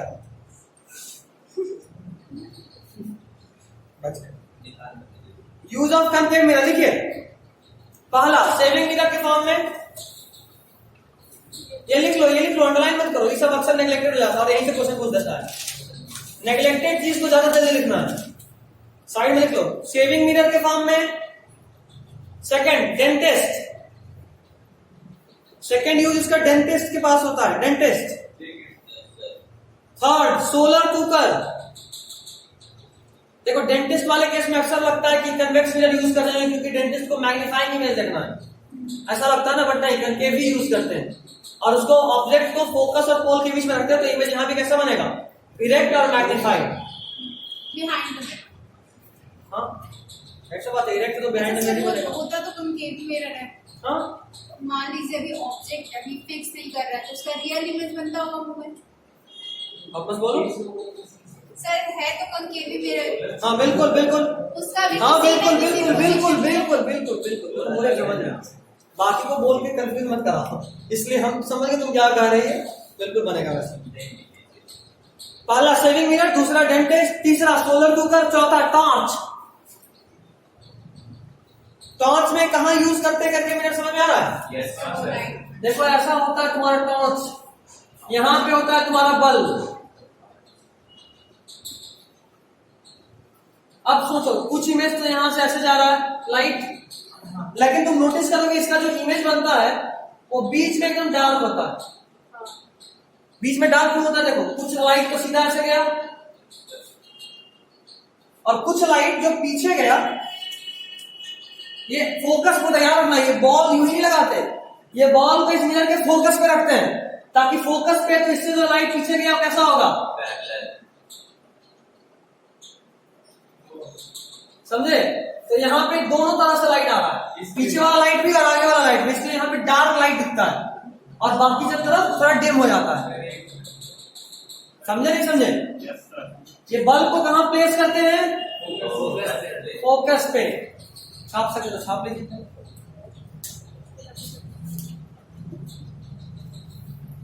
डॉट से बोल छोटा छोटा डायग्राम बनाओ, बाकर मिस्टर बना। समझ लेते हैं ना चीज, फिर भूलते नहीं, इसलिए बस बनवा रहा डायग्राम। वैसे इसका कोई काम नहीं एग्जाम में आएगा, बट टॉन्ट्स याद रहेगा, देखा हुआ चीज है कि अच्छा बीच में डिम डार्क बनता है और साइड में डिम बनता है। तो अगर ये डायग्राम बना लेगा तो ये फोकस तो वही समझ में आ जाएगा, और यहाँ डार्क क्यों वही समझ में आ जाएगा, और ये भी समझ में आ जाएगा कि कनकेव मिरर है तभी कन्वर्ज कर रहा है, इसीलिए डायग्राम बनवा लेगा। कभी एग्जाम में डायग्राम नहीं आएगा, बस यहाँ से 3 पॉइंट कंक्लूजन की फॉर्म में आएगा। हो गया? नेक्स्ट लिखो व्हीकल्स हेडलाइट, व्हीकल के हेडलाइट पे और सर्च लाइट पे। अगर 2 कनकेव मिरर है वो दोनों को ऐसे फिक्स करेंगे एक दूसरे के सामने कि एक साइड से पैरेलल रेज आता है साइड से भी, दूसरे में जो इन करेगा वो भी पैरेलल होगा। वही ना, ऐसा क्वेश्चन होता है बिल्कुल, डील करेंगे या नहीं करेंगे, ऐसा कुछ एक्स्ट्रा हो जाएगा। सर एग्जाम में है, एग्जाम्पलर में है ना, बोर्ड में नहीं है। चलो देख लेंगे, देख लेंगे। एग्जाम्पलर में नहीं, एग्जाम्पलर में तो हाँ है, लेकिन एग्जाम में भी है। अगर एग्जाम्पलर में नहीं है तो एग्जाम में नहीं आ सकता, एग्जाम में आया मतलब बोर्ड का बात कर रहे हैं। रिपोर्ट में तो आप कुछ भी पूछ सकता है। सोफा डिटरजेंट पूछा था सर, सोप एंड डिटर्जेंट पूछा था, क्या पूछा था? एक सोप एंड डिटर्जेंट से भी क्वेश्चन आया था उसके कीबोर्ड में। सर PS हो गया। कुछ नहीं। मतलब अभी तक चैप्टर नहीं देखे। अरे सर आप क्या बोले, आप क्या बोले वे बोले? Soap and हाँ सर पता चल गया, ठीक है। चलो next, vehicles headlight and search light लिखिए। अच्छा सर्च लाइट क्या होता है? जिससे सर्च किया जाता है। इसको सर वो जो समझो के बीच में रहता है। नहीं, जब पुलिस किसी को ढूंढता है ना तो उस एरिया में सर्च लाइट लगा देता है। सर्च लाइट बहुत ही तेज लाइट होता है, इतना तेज कि लाइट वहां से मतलब बिल्कुल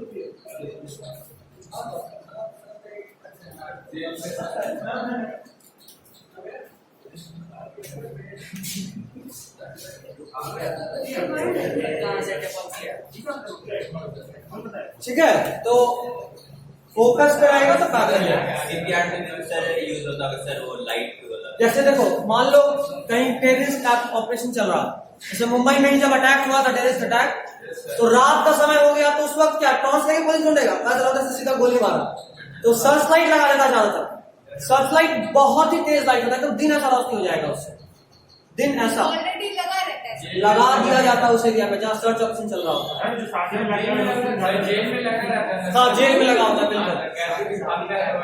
ये भी कहते जेल में।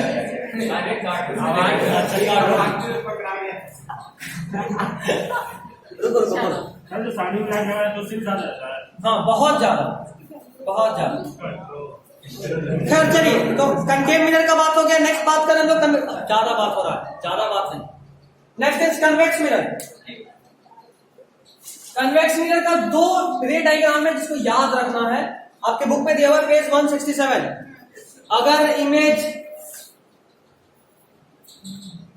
अगर रे ऑफ लाइट आ रहा है पैरेलल, तो वो भी कहां से गुजरेगा?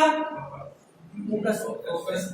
और ऐसे गुजरा कि उसको वापस जब आप एक्सटेंड करोगे तो फोकस से गुजरे। Behind the mirror. अब देखो यहाँ पे एक बात, फिर से वही बात यूज कर रहे हैं। आखिर इसको एक्सटेंड क्यों किए? जबकि प्लेन मिरर में एक जगह दिखा जाए एक्सटेंड नहीं किए थे, यहाँ कर रहे हैं क्यों? क्योंकि कभी भी ये रिफ्लेक्टेड रे मीट करेगा नहीं, इसीलिए पीछे एक्सटेंड किए, नहीं तो नहीं करते। पीछे एक्सटेंड इसलिए किए क्योंकि रिफ्लेक्टेड रे कभी भी नहीं करेगा। क्या ये था तुम्हारा पहला कि रे पैरेलल होगा तो फोकस से गुजरेगा। ये तो हम लोग अभी क्या बोलते हैं रे डायग्राम बनाए तो उसमें हम लोग रेस को एक्सट्रैपोलेट करके आगे पहली बार कैसे पता चला ये पूछो यो। नहीं। हाँ तो सर जब रियल में वर्चुअल इमेजेस बनते हैं, जैसे कि कोई भी रेस तो रिफ्लेक्ट करती है या फिर जब वो उससे पास थ्रू करती है तो वो रिफ्रैक्शन करती है, तो फिर सर इसमें कैसे ये हो जाता है, पास थ्रू कर जाता है? पास कहाँ किया? इमेज यहाँ बना, इमेज यहाँ बना, पास तो यहाँ निकल गया, रे तो निकल गया। अच्छा उल्टा दिखा दिए क्या है सर? मेरा काम बहुत तेज है। पता था सर। ये इधर जाता है, ठीक है, रिफ्लेक्ट इधर हुआ, लेकिन चूंकि ये रिफ्लेक्टेड रे कभी भी खुद मीट नहीं कर सकता, इसलिए हम इसको ऐसा इमेजिन किया कि पीछे मीट कर दिया और इमेज यहाँ हमको दिखता है, ना कि यहाँ रे जाता है, रे दिखता है, ठीक है। और दूसरा केस, अगर ऑब्जेक्ट कहीं भी हो सेंटर ऑफ कर्वेचर से पोल के बीच में, तो इमेज तो कहां बनता है? फोकस और पोल के बीच में। Second diagram page 167, page 167 second diagram. ये दोनों बहुत इंपॉर्टेंट है, इसको हल्के में मत लीजिएगा। कन्वेक्स मिरर का दो ही केस है और ये पूछता है। डायग्राम पे कितना मार्क्स आता है सर ये बनाने पर? नहीं इसमें यहाँ इस पे बहुत मार्क्स है, 5 नंबर आता है। 8-9 मार्क्स। मतलब जितना भी क्वेश्चन होगा रे डायग्राम का उसमें इसमें मार्क्स होगा।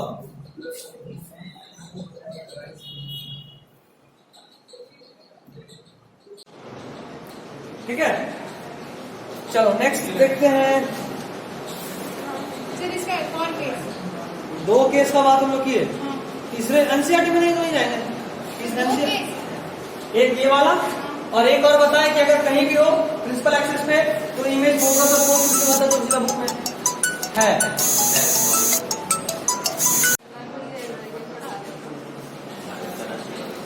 क्या चलो अब जो बताएंगे ये ट्रिक होगा साइन कन्वेंशन का, ओके सर। और इससे आसान ट्रिक तुम शायद नहीं जानते के हो। सर यूजेस ऑफ अच्छा पहले यूजेज ऑफ कन्वेक्स मिरर बचा हुआ है, लिख ले यार uses of convex mirror. Sir convex mirror में सर जितना भी मतलब सेंटर ऑफ कर्वेचर लगता है सर वो सब सेंटर ऑफ कर्वेचर नहीं, इमेज। सेंटर ऑफ हाँ। कर्वेचर का जितना साइन सर जितना दिया हुआ है सर वो तो बिहाइंड द मिरर दिया हुआ है सर। नहीं समझे तुम क्या बोल रहे हो, पहले सोचो क्या बोल रहे हो। सर ये जो हमको मत दिखाओ, हमको मत दिखाओ, पहले सोचो क्या बोल रहे हो, फिर से बोलो। सर वो जो मतलब जितना भी हम उधर भी image खुद को बना, बोल के ही समझाना है। इमेज जितना भी बना सर हाँ। वो बिहाइंड द मिरर बना हाँ सर। तो सेंटर ऑफ कर्वेचर नहीं बोलेंगे, बोलेंगे पोल के बाद बना, यहाँ पोल होता ना कि सेंटर ऑफ कर्वेचर। अभी समझे गलती कहा था, ठीक है जितना भी मैं बनाओ पोल के बाद, यही सब छोटा छोटा मिस्टेक बाद में काउंट कर जाता है। सर जितना भी मतलब वो साइन पड़ता है सर वो पोल के मतलब उस तरफ भी पड़ता है राइट साइन बनता है मतलब R radius C centre of curvature ये हाँ इधर इस बार मिरर इधर है ना, देखो सीधा ना सोचो, मिरर इस मिरर को स्फीयर में कन्वर्ट करो, कैसे बनेगा, ऐसे बनेगा। तो इस स्फीयर का सेंटर यहां आएगा, तो सेंटर ऑफ कर्वेचर इधर ही होना है, उसका हाफ पे फोकस होना है, समझे बात। जब भी कर्व्ड मिरर मिले और तुमको टेंशन हो कि इसका सेंटर ऑफ कर्वेचर किधर है, फोकस किधर है, तो उसको बस स्फीयर में कंप्लीट कर दो। अगर कंकेव है तो स्फीयर कंप्लीट ऐसे होगा, और अगर कन्वेक्स है तो स्फीयर कंप्लीट ऐसे होगा, जिस तरफ स्फीयर कंप्लीट होगा। अच्छा ये कौन सा मिरर है, कंकेव या कन्वेक्स?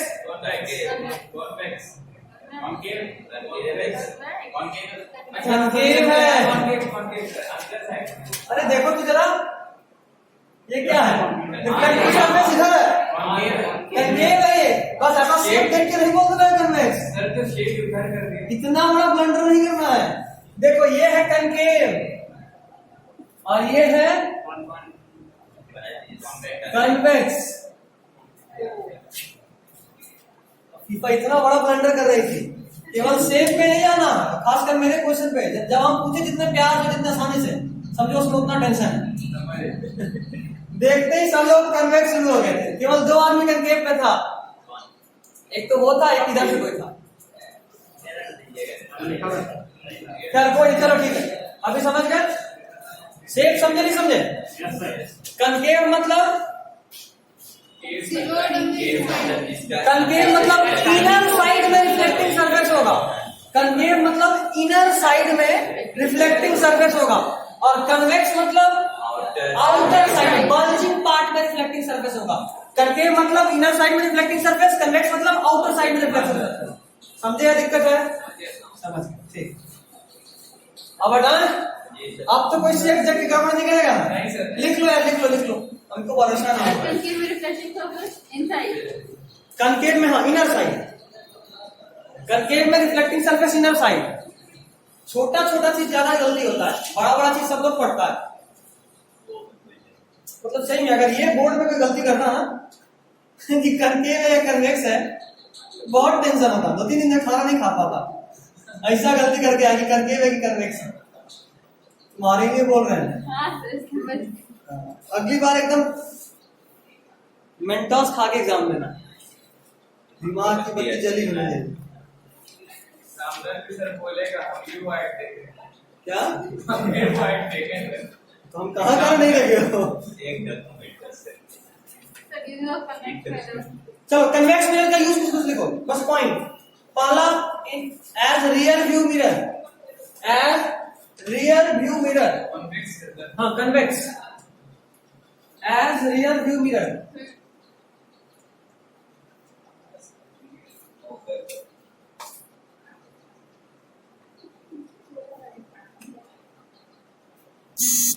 लगभग लोग गाड़ी तो चला ही लिया होगा, बस पैर पहुंचने का देर होता है, पैर नहीं पहुंच पा रहा तो फिर भी उछल चल के चला रहा है, लेकिन गाड़ी तो चला ही होंगे। साइड में मिरर होता है, कितना सा मिरर में पीछे का बहुत बड़ा एरिया दिखता है, वो इसलिए पॉसिबल है क्योंकि वो मिरर कैसा है, देखो ऐसा के भैया कन्वेक्स है, सोच लो बाबू, कन्वेक्स है, ठीक है। मतलब कि यहां से भी अगर लाइट आ रहा होगा तो आपको यहां दिखेगा, आप अगर यहां हैं तो, और यहां से भी लाइट आ रहा होगा तो भी आपको यहां दिखेगा। मतलब भले ही आप सिर्फ कितने छोटे एरिया में देख रहे हो, आपको इमेज इतने बड़े एरिया का मिलेगा। मतलब कन्वेक्स मिरर में वाइडर व्यू होता है, कन्वेक्स मिरर में वाइडर व्यू होता है। और कन्वेक्स मिरर का एक प्रॉपर्टी तो ये भी होता है ना कि इमेज छोटा बनेगा, तो दूर का बड़ा बड़ा चीज छोटा छोटा बन के बहुत बड़ा एरिया दिख जाता है। तो एक साइड आप जरा सा देखो तो पता लगेगा पीछे में कहाँ गाड़ी है, अगर गाड़ी चलाए हो तो पहुंचता है। Yes. वेरी गुड, सबसे बेहतर क्वेश्चन यही था, कार पहुंचता है या नहीं। और हम आज करने का की भी पहुंचता तो क्या करते? किसी की बाइक में नहीं पहुंचता है। तो बाइक का बात कर रहे हैं, आपको बाइक चलाने आती है, नहीं पहुंचता।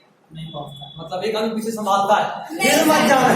सर वैसे नहीं, हल्का हल्का टच होता है। ठीक है, कोई समझ गए ये। तो रियर व्यू मिरर के फॉर्म में यूज करते हैं। दूसरा पॉइंट लिखिए, street light. Street light, street lamp अगर आप देखे हो तो यहां पे बल्ब होता है और उसके ऊपर ऐसे एक मिरर लगा होता है। Yes sir. ये उल्टा बना दिया,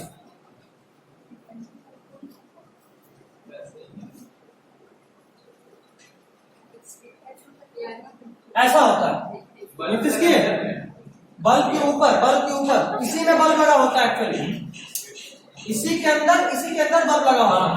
तो होता यूं है कि यहां से लाइट जो ऊपर गया वो भी ऐसे बड़े एरिया में रिफ्लेक्टिंग होता, समझे। तो वाइडर एंगल प्रोवाइड करता है। देखते हो कि स्ट्रीट लाइट एक जगह जल रहा है तो बाकी जगह भी दिखता है, यही कारण लाइट स्प्रेड होता है कन्वेक्स मिरर से। दूसरा पॉइंट हो गया। तीसरा पॉइंट देखिए, ये यूं ही काम चलाओ टाइम पास वाला पॉइंट है। इन बिग शॉपिंग स्टोर्स, बड़े बड़े मॉल्स में भी ऐसा यूज करते हैं। In big shopping stores, buses में भी बस वो एक मिरर होता है ताकि पीछे बस में मतलब एनसीईआरटी में इतना नहीं दिया, उसमें बस 2 पे ज्यादा काम है। 7th क्लास के सर्टिफिकेट। कोई बात नहीं, यूज लिखना, एग्जांपल कीजिए तो कम से कम 3 एग्जांपल हमको आना चाहिए, है ना, इसलिए 3 पॉइंट में दे लिए। स्ट्रीट लाइट और सर मॉल में, स्ट्रीट लाइट, मॉल और रियर व्यू मिरर, व्हीकल के रियर व्यू मिरर में मॉल में सर ऊपर लगा होता है। देखते मॉल का लाइट ऊपर होता है, ऐसे नहीं लगा होता, ऊपर में होता है, उसके पीछे ऐसा मिरर होता है। एक लाइट जला है तो पूरा लंबे एरिया में लाइट आएगा। अच्छा, जो व्हीकल्स होता है वहां 2 टेंशन है। अगर पूछा व्हीकल्स के हेडलाइट में कौन सा मिरर, कंक्रीट, क्योंकि अगर वो ऐसा होगा तभी यहाँ के लाइट को आगे फोकस करेगा। और व्हीकल्स के रियर व्यू में कौन सा मिरर, कन्वेक्स। मतलब सिर्फ व्हीकल में 2 तरह का मिरर हो गया, तो जरा इस पे ध्यान देना। पता चला उल्टा हो गया तो क्या है, हाँ गाड़ी याद करना है कि यार जब हम रात में लाइट जलाते हैं तो बीच में फोकस आता है, बीच में डार्क फोकस मतलब टॉर्च वाला केस, मतलब कनकेव मिरर, और साइड में छोटा मिरर, बड़ा इमेज मतलब कि वाइडर एंगल मतलब कि कन्वेक्स, समझे। चलिए अब आते हैं ट्रिक पे, साइन कन्वेंशन। अच्छा उसके पहले पेज 168 क्वेश्चन नंबर 4 मिला, ये बहुत पूछता है और इसका answer uses of convex mirror वाला जो पैराग्राफ है ना ठीक ऊपर में, पूरा पैराग्राफ इसका आंसर है, मार्क कर लीजिए।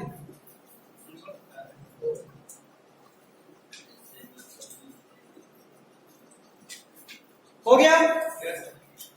अब आइए साइन कन्वेंशन।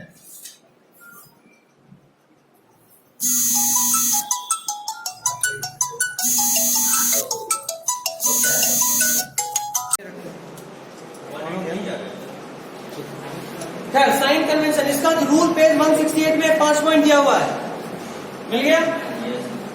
पेज 168 5 पॉइंट दिख रहा होगा नीचे में, 5 को टिक कर लीजिए। एक बार पढ़ लीजिए, एक बार पढ़ लो, समझ में आ जाएगा, फिर हम तो ट्रिक बताएंगे। तुमको क्या लगता है, नहीं बताएंगे। देखो नॉर्मल हम लोग जो एक्चुअल रूल बोलता है वो बोलता है कि पहला रूल नंबर 1, कोई भी लेंथ जब मेजर करेंगे तो उसको या तो पोल से करेंगे या प्रिंसिपल एक्सिस से करेंगे। मान लो हाइट मेजर करना है तो आप सीधा प्रिंसिपल एक्सिस से कर लेंगे, ऊपर या नीचे, या अगर यू या वी मेजर करना है तो पोल से करेंगे, ठीक है, पोल से। और एक्चुअल रूल जो बोलता है, जिसका कोई एक्सेप्शन नहीं है, वो ये कि जिस डायरेक्शन में आपका लाइट जा रहा है, इंसिडेंट रे जिस डायरेक्शन में हो, उस डायरेक्शन में जो कुछ भी मेजर करेंगे वो सब पॉजिटिव होगा और उसके अपोजिट डायरेक्शन में नेगेटिव होगा। देखो, ये है पोल, ये है फोकस, ये है सेंटर ऑफ कर्वेचर।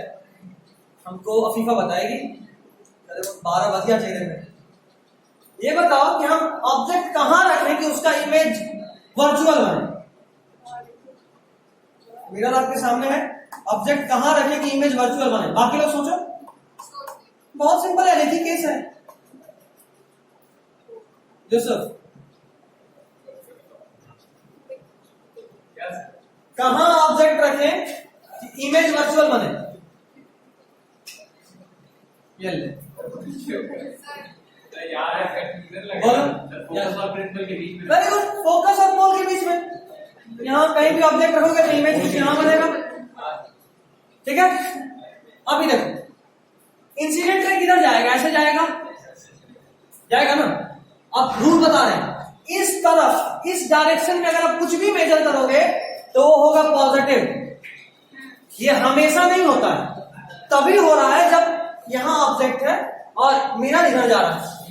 अच्छा, इसका ठीक उल्टा दिखाते हैं, जो यहां एक्चुअल कंफ्यूजन का कारण बन रहा है। कौन सा मिरर है? कनकेव। अरे ध्यान से देखो यार, अंदर नहीं रिफ्लेक्ट हो रहा है, यहां भी और यहां भी। शेप से नहीं जाना, बार बार समझा रहे हैं, शेप पे नहीं जाना है। देखो ना, पहले भी रिफ्लेक्ट अंदर से हो रहा था, अभी भी रिफ्लेक्ट है अंदर से हो रहा है। समझे बात? किधर से रिफ्लेक्ट हो रहा है ये देखना है। तो ये भी यही वाला सेम टू सेम मिरर है। अच्छा चल, जितना बार फंसोगे उतना बार फंसाएंगे। ये फोकस, ये सेंटर ऑफ कर्वेचर। देखो यहां ऑब्जेक्ट रख दिए, इस बार लाइट किधर आएगा, इधर आएगा। तो इस केस में इस तरफ जो मेजर करेंगे ना वो पॉजिटिव होगा। पॉजिटिव होगा सर। हाँ, इस तरफ जो मेजर करेंगे, क्योंकि देखो रे ऑफ लाइट इधर आ रहा है, तो इस तरफ जो मेजर करेंगे वो पॉजिटिव। इस वाले केस में इस तरफ जो मेजर करेंगे वो पॉजिटिव। मतलब सेम मिरर है, सेम केस है, कुछ भी डिफरेंस नहीं, लेकिन पॉजिटिव मेजर करने का तरीका बदल गया। देख रहे हो? तो ये एक्चुअल रूल है कि जिस तरफ रे ऑफ लाइट ट्रेवल कर रहा हो, इंसिडेंट रे, उसके डायरेक्शन में जो कुछ भी मेजर करते हैं वो पॉजिटिव होता है और उसके ऑपोजिट डायरेक्शन में जो भी मेजर करेंगे वो नेगेटिव होगा। इसको कभी भी ऐसे नहीं सोचना है कि अच्छा ये मिरर है ना, प्रिंसिपल एक्सिस के इधर जाएंगे तो पॉजिटिव होता है, इधर नेगेटिव होता है। कार्टेशियन प्लेन की तरह नहीं सोचना है, एक्चुअल रूल के हिसाब से। हमारे दिमाग में ऐसा चलता है कि अच्छा एक कार्टेशियन प्लेन बैठा दो, इधर जो है सो पॉजिटिव, इधर जो है सो नेगेटिव, इधर पॉजिटिव और इधर नेगेटिव, यही चलता है। और इसीलिए गलती होता है, मैं प्रूफ कर दिए। दोबारा ऐसा होगा नहीं।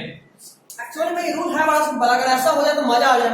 नहीं, कुछ सोचना ही नहीं, इधर जो भी हो पॉजिटिव, इधर जो भी हो नेगेटिव, ऊपर जो भी हो पॉजिटिव, नीचे जो भी हो नेगेटिव, अब तो मजा आ जाए। लेकिन ये रूल देखो तो इस केस में है कि नहीं है? ये रूल इस केस में फॉलो होगा कि नहीं होगा? मतलब तुम कार्टेशियन प्लेन वाला रूल फॉलो कर सकते हो, लेकिन कब? जब कनकेव मिरर ऐसे हो और ऑरिजिन पोल पे हो, जब सीधा सीधा फिगर। हाँ, सीधा सीधा फिगर। सर क्वेश्चन में कैसे सर लिखेगा कि कॉन्केव मिरर इस साइड है कि इस साइड है? कई बार फिगर बना के दे देगा, बना के दे देगा, उसका कोई भरोसा नहीं। हमको हर तरीके से रेडी करना है। और ये रूल तुमको लगता है बुक में नहीं है? बुक में कहाँ है? देखो दिखाते हैं, पेज 169 फिगर 10.9 सबसे ऊपर में देखो लिखा है डायरेक्शन ऑफ इंसिडेंट लाइट। मिला?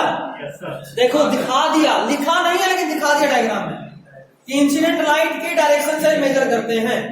और एनसीईआरटी का एक खास मतलब, जितना छुपाया उतना बढ़िया क्वेश्चन, छुपाया हुआ है बढ़िया क्वेश्चन बनेगा। ठीक, अभी रूल बताए, ट्रिक नहीं अभी तक बताए। ट्रिक सुनने के बाद सब रूल भूल जाओ, चलेगा। एक्चुअल रूल समझ में आ गया, ये कभी फेल नहीं करेगा। और अभी जो ट्रिक बताएंगे वो भी कभी फेल नहीं करेगा। ट्रिक हम दो बताएंगे, एक सिंपल वाला कभी फेल कर भी सकता है और एक कभी फेल नहीं करेगा। सिंपल वाला ट्रिक तो यही है कि अगर इस तरह का कनकेव मिरर हो, सीधा कार्टेशियन प्लेन इमेजिन करो, दिमाग में सॉल्व कर लो। ठीक, अब हम ट्रिक जो बता रहे हैं सुनो, ज्यादा आसान।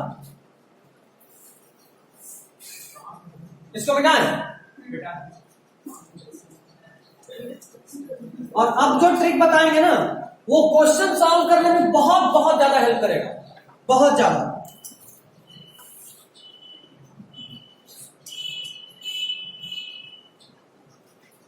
लिख लो।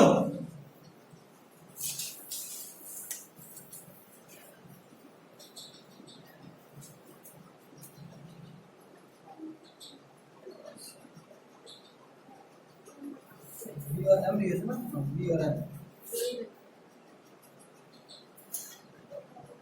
सर बी होगा ना? अच्छा यू लिख लीजिए, बोल रहे हैं बी और लिखना है बी। ये बार ये भी बहुत बड़ा होता है कई बार एग्जाम में, सोच रहे होते हैं कुछ लिख देते हैं, कुछ गलती हो जाता है। इसी को बोलते हैं ह्यूमन एरर, जिसको हम कहते हैं कभी नेग्लेक्ट मत करना। ह्यूमन एरर कभी नेग्लेक्ट मत करना, गलती से कुछ गलती होगा जो है वो लिखो ना, फ्रेंड समझा रहे हैं। अकॉर्डिंग टू ऑब्जेक्ट और अकॉर्डिंग टू इमेज में ये दोनों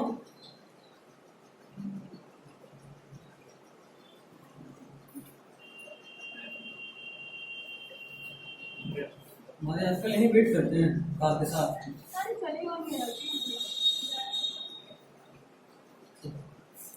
अभी देखो, अगर ऑब्जेक्ट रियल है तो ये नेगेटिव, और अगर ऑब्जेक्ट वर्चुअल है तो ये पॉजिटिव होता है। मतलब सीधा, अगर ऑब्जेक्ट जो है वो रियल, ठीक है ना, अकॉर्डिंग टू ऑब्जेक्ट, अगर ऑब्जेक्ट रियल है तो यू हमेशा ही नेगेटिव होगा, और अगर ऑब्जेक्ट वर्चुअल है तो यू हमेशा ही पॉजिटिव होगा। तुम्हारे केस में वर्चुअल ऑब्जेक्ट पे न्यूमेरिकल नहीं आएगा। वर्चुअल ऑब्जेक्ट अभी बताए थे 2-3 एग्जांपल, एक सन वाला, एक सलून वाला, याद आ रहा? वर्चुअल ऑब्जेक्ट, तो वर्चुअल ऑब्जेक्ट के केस में यू पॉजिटिव होगा, बट ये तुमको कभी नहीं आएगा। तो तुम्हारे केस में यू देखते हैं तो क्या लेना है? नेगेटिव। यू देखे तो कुछ सोच रहे नहीं क्या ले, नहीं ले, सीधा नेगेटिव। बी के लिए अगर रियल है तो नेगेटिव, एम भी अगर रियल है तो नेगेटिव, और वर्चुअल है तो पॉजिटिव।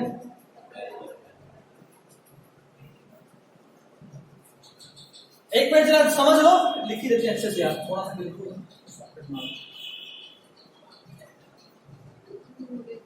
लिख दे रहे। देखो फिर से देखो, फिर से देखो। हम ये बोले कि अगर ऑब्जेक्ट, या तुम्हारे केस को सीधा बोलते हैं, ऑब्जेक्ट यू हमेशा ही क्या होगा? नेगेटिव। यू हमेशा ही नेगेटिव होगा। अभी देखो तुमको 2 केस बना के हम दिखाए थे, दोनों ही केस में यू नेगेटिव आना, दोनों ही केस में। अभी फिर से ड्रॉ कर देंगे, एक बार पहले ही देख लो। यू हमेशा ही नेगेटिव, मतलब न्यूमेरिकल आया और डिस्टेंस ऑफ ऑब्जेक्ट दिया हुआ पोल से क्या लेंगे? नेगेटिव, हमेशा, बिना कुछ सोचे। ठीक, अब वी और एम का बात कर रहे थे। अभी देखो बार बार एग्जांपल दे रहे थे कि जब कभी भी रियल इमेज बन रहा था एम नेगेटिव हो रहा था, बोले थे। एक बार कंकेट मिरर खोल के देख लो ना, अभी इमेज देख लो, फील कर लेते हैं हमारी बात क्या करना। एक पेज कंकेव मिरर के केस में देखो, या कन्वेक्स किसी भी केस में देखो, अगर ऑब्जेक्ट वर्चुअल है तो उसका मैग्निफिकेशन पॉजिटिव, नेगेटिव आना है। अगर ऑब्जेक्ट का इमेज वर्चुअल है, देख लो, अगर इमेज देखना, इन दोनों केस में क्या देखना है? इमेज। अगर इमेज रियल है तो वी और एम दोनों ही नेगेटिव होगा, और अगर इमेज वर्चुअल है तो वी और एम दोनों ही पॉजिटिव आना।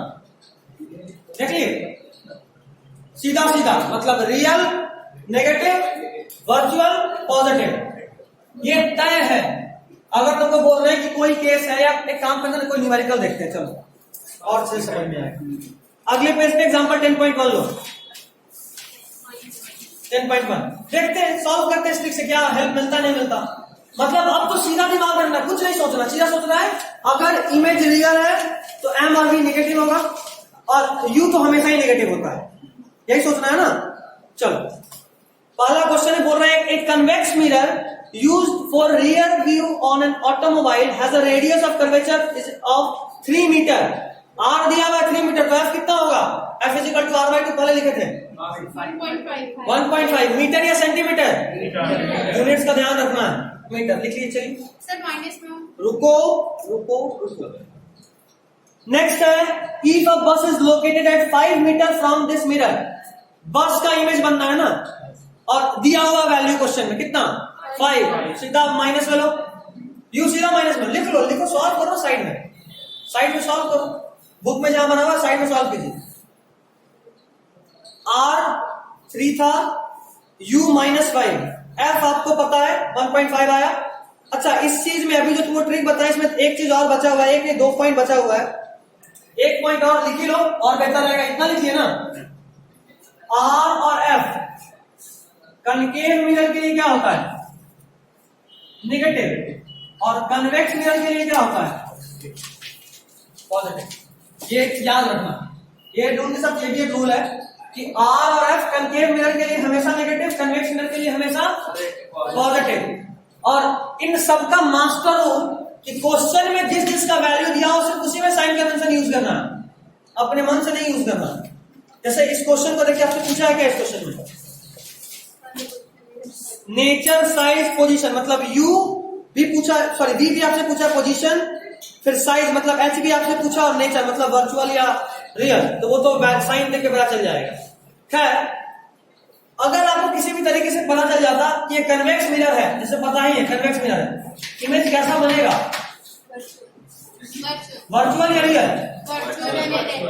मतलब कंफर्म बात है ना, कन्वेक्स मिरर में तो हमेशा ही वर्चुअल बनता है। तो ये नहीं कि वर्चुअल है तो वाले ही इमेज का v का साइन नेगेटिव लेके -x मान रहे हैं। x तो मानना ही था आपको, बट आप -x नहीं मानेंगे। जो चीज नहीं दिया, जो आपसे पूछा है, उसमें साइन कन्वेंशन यूज नहीं करना है। जो दिया है क्वेश्चन में से उसी में साइन कन्वेंशन यूज करना है। अब आपके पास 4 रूल है, साइन कन्वेंशन लगाइए। f क्या होगा, पॉजिटिव या नेगेटिव? पॉजिटिव। कन्वेक्स मिरर है तो पॉजिटिव। चलो, u हमेशा ही नेगेटिव होता ले लिए, और आपसे पूछ रहा है कि पहले तो इसका बताओ जरा v कितना होगा, तो मिरर फार्मूला लगाइए। v के लिए मिरर फार्मूला लगाइए, v के लिए मिरर फार्मूला लगाइए जल्दी।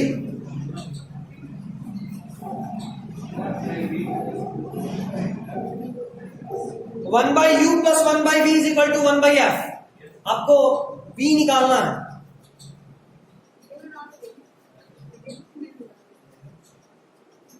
सारा साइन कन्वेंशन आप यूज कर लिए हैं, बस जो पूछा है उसमें साइन कन्वेंशन यूज नहीं करना है।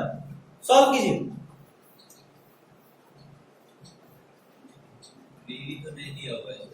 वी ही तो निकालना है। एफ दिया है, यू दिया है, एफ नहीं दिया, फोकस नहीं दिया। अगर आप दिया तो f is equal to R by 2 से एफ मिल गया।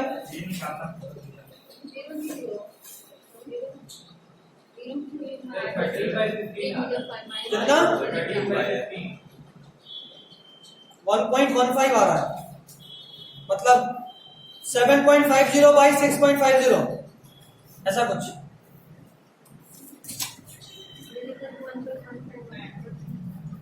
नहीं हो रहा? अच्छा, करते हैं सॉल्व। या एक बार बुक में सॉल्यूशन देखो, हो सकता है वहीं से समझ में आ जाए। गलती मिल गया तो हम क्यों टाइम पास करें? नहीं समझ में आएगा तो बनाते बोर्ड पे। देखो क्या, रुको,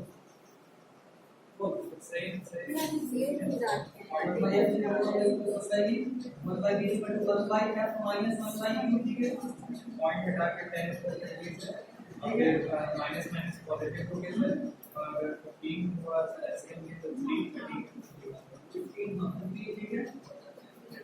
माइनस का चलेगा तो माइनस का v कितना है? देखो v बाई 13 b आएगा सर माइनस का चलेगा 15 बाई 13 सॉल्व करो। 1 बाई कितना आएगा? 1 बाई बना है देखो। हाँ सर, बिल्कुल बात सही तो आई है, बात करता हूं बात सही है। तो 13 बाई 15 बोला था, इसके हम पोटेंशियल v का वैल्यू 15 बाई 13। हाँ b अरे 1 बाई v आया, तो v कितना? 15 बाई 13, समझे? आया सबका? आया? कहां फंस गया? बन गया? इसको देख के क्यों बनाना यार, सब क्यों लिख रही है? इतना नहीं करते जब भी ऐसा कुछ देखे ना, पॉइंट हटाओ ऊपर में 10 कर दो। पॉइंट हट जाने के बाद कैलकुलेशन आसान हो जाता है। शॉर्टकट ढूंढो, बार-बार कर रहे हैं। सी आउट सी, इतना नहीं होता आपसे। क्या हो रहा है बोलो? हो गया? छोड़ो यासीन, सही है। इधर 10% बोलो बोलो बोलो। अरे बाबू, हमको निकालना है क्या, 1 बाई वी या v? हमको v निकालना है, तो v कितना होगा? 15 बाई 13, और सॉल्व करोगे तो 1.15 आएगा। सही है। अभी समझे गलती कहाँ था तुम्हारा? गुड। तो साइन कन्वेंशन का इससे बढ़िया यूज नहीं मिलेगा आपको। रियल है सब नेगेटिव, वर्चुअल है सब पॉजिटिव। इन दोनों के कंफ्यूजन नहीं होगा। यू तो हमेशा ही नेगेटिव है और कनकेव देख के नेगेटिव तो कर ही सकते हैं, देख के ही लगता अच्छा कनकेव है ना, कनकेव मतलब इधर नेगेटिव, कंकेव का सब नेगेटिव, कनकेव का सब नेगेटिव, कनकेव का सब नेगेटिव, कन्वेक्स का सब पॉजिटिव। और आपके केस में बात करें तो अच्छा सर, कंकेव का जो एक एक्सेप्शन है सर, जो पीछे पड़ता है सर, उसमें तो नेगेटिव। ओवर वर्चुअल इमेज है ना, वर्चुअल इमेज के लिए पॉजिटिव हो जाएगा। हाँ That's it. बोले तो बी और एम के लिए इमेज को देखना, इमेज अगर वर्चुअल तो पॉजिटिव। That's it. समझे बात? अब एक काम करना है, जितना क्वेश्चन कर सकते हो करो, जितना। ये +2 तक पे मिस्टेक से क्वेश्चन बनवाते हैं, तो तुम कैसे फंस जाएगा। बस कैलकुलेशन मिस्टेक मत करना। अच्छा 2-3 चीज बता दे, ये हटा है ना। सर जस्ट एक दफा तो और बनवा दीजिए ना सर। माइनस एक नहीं बहुत बनवाएंगे, लेकिन तुम एक बार ट्राई करो, अभी मत करो। नहीं अभी मेरे भरोसे देखो, बार बार कॉन्फिडेंस का बात है, हम कितना ही बनवाते हैं एग्जाम में कुछ दूसरा ही आएगा। तो तुमको अपने से बनाने का हिम्मत होना चाहिए। क्वेश्चन हिम्मत से बनता है, नॉलेज से नहीं। ठीक है, हिम्मत लाओ। खैर इसको एक बार फिर समझा ले। देखो यू हमेशा ही नेगेटिव ले लेना, ठीक। अगर बी और एम का बात आया तो तुम इमेज को सोचना, अगर इमेज रियल है तो बी और एम दोनों ही नेगेटिव होगा, और अगर इमेज वर्चुअल है तो बी और एम दोनों ही पॉजिटिव होगा। ठीक है, कनकेव मिरर के केस में आर और एफ दोनों ही नेगेटिव, कन्वेक्स मिरर के केस में आर और एफ दोनों ही। रिकॉर्डिंग हो गया। चलिए ठीक।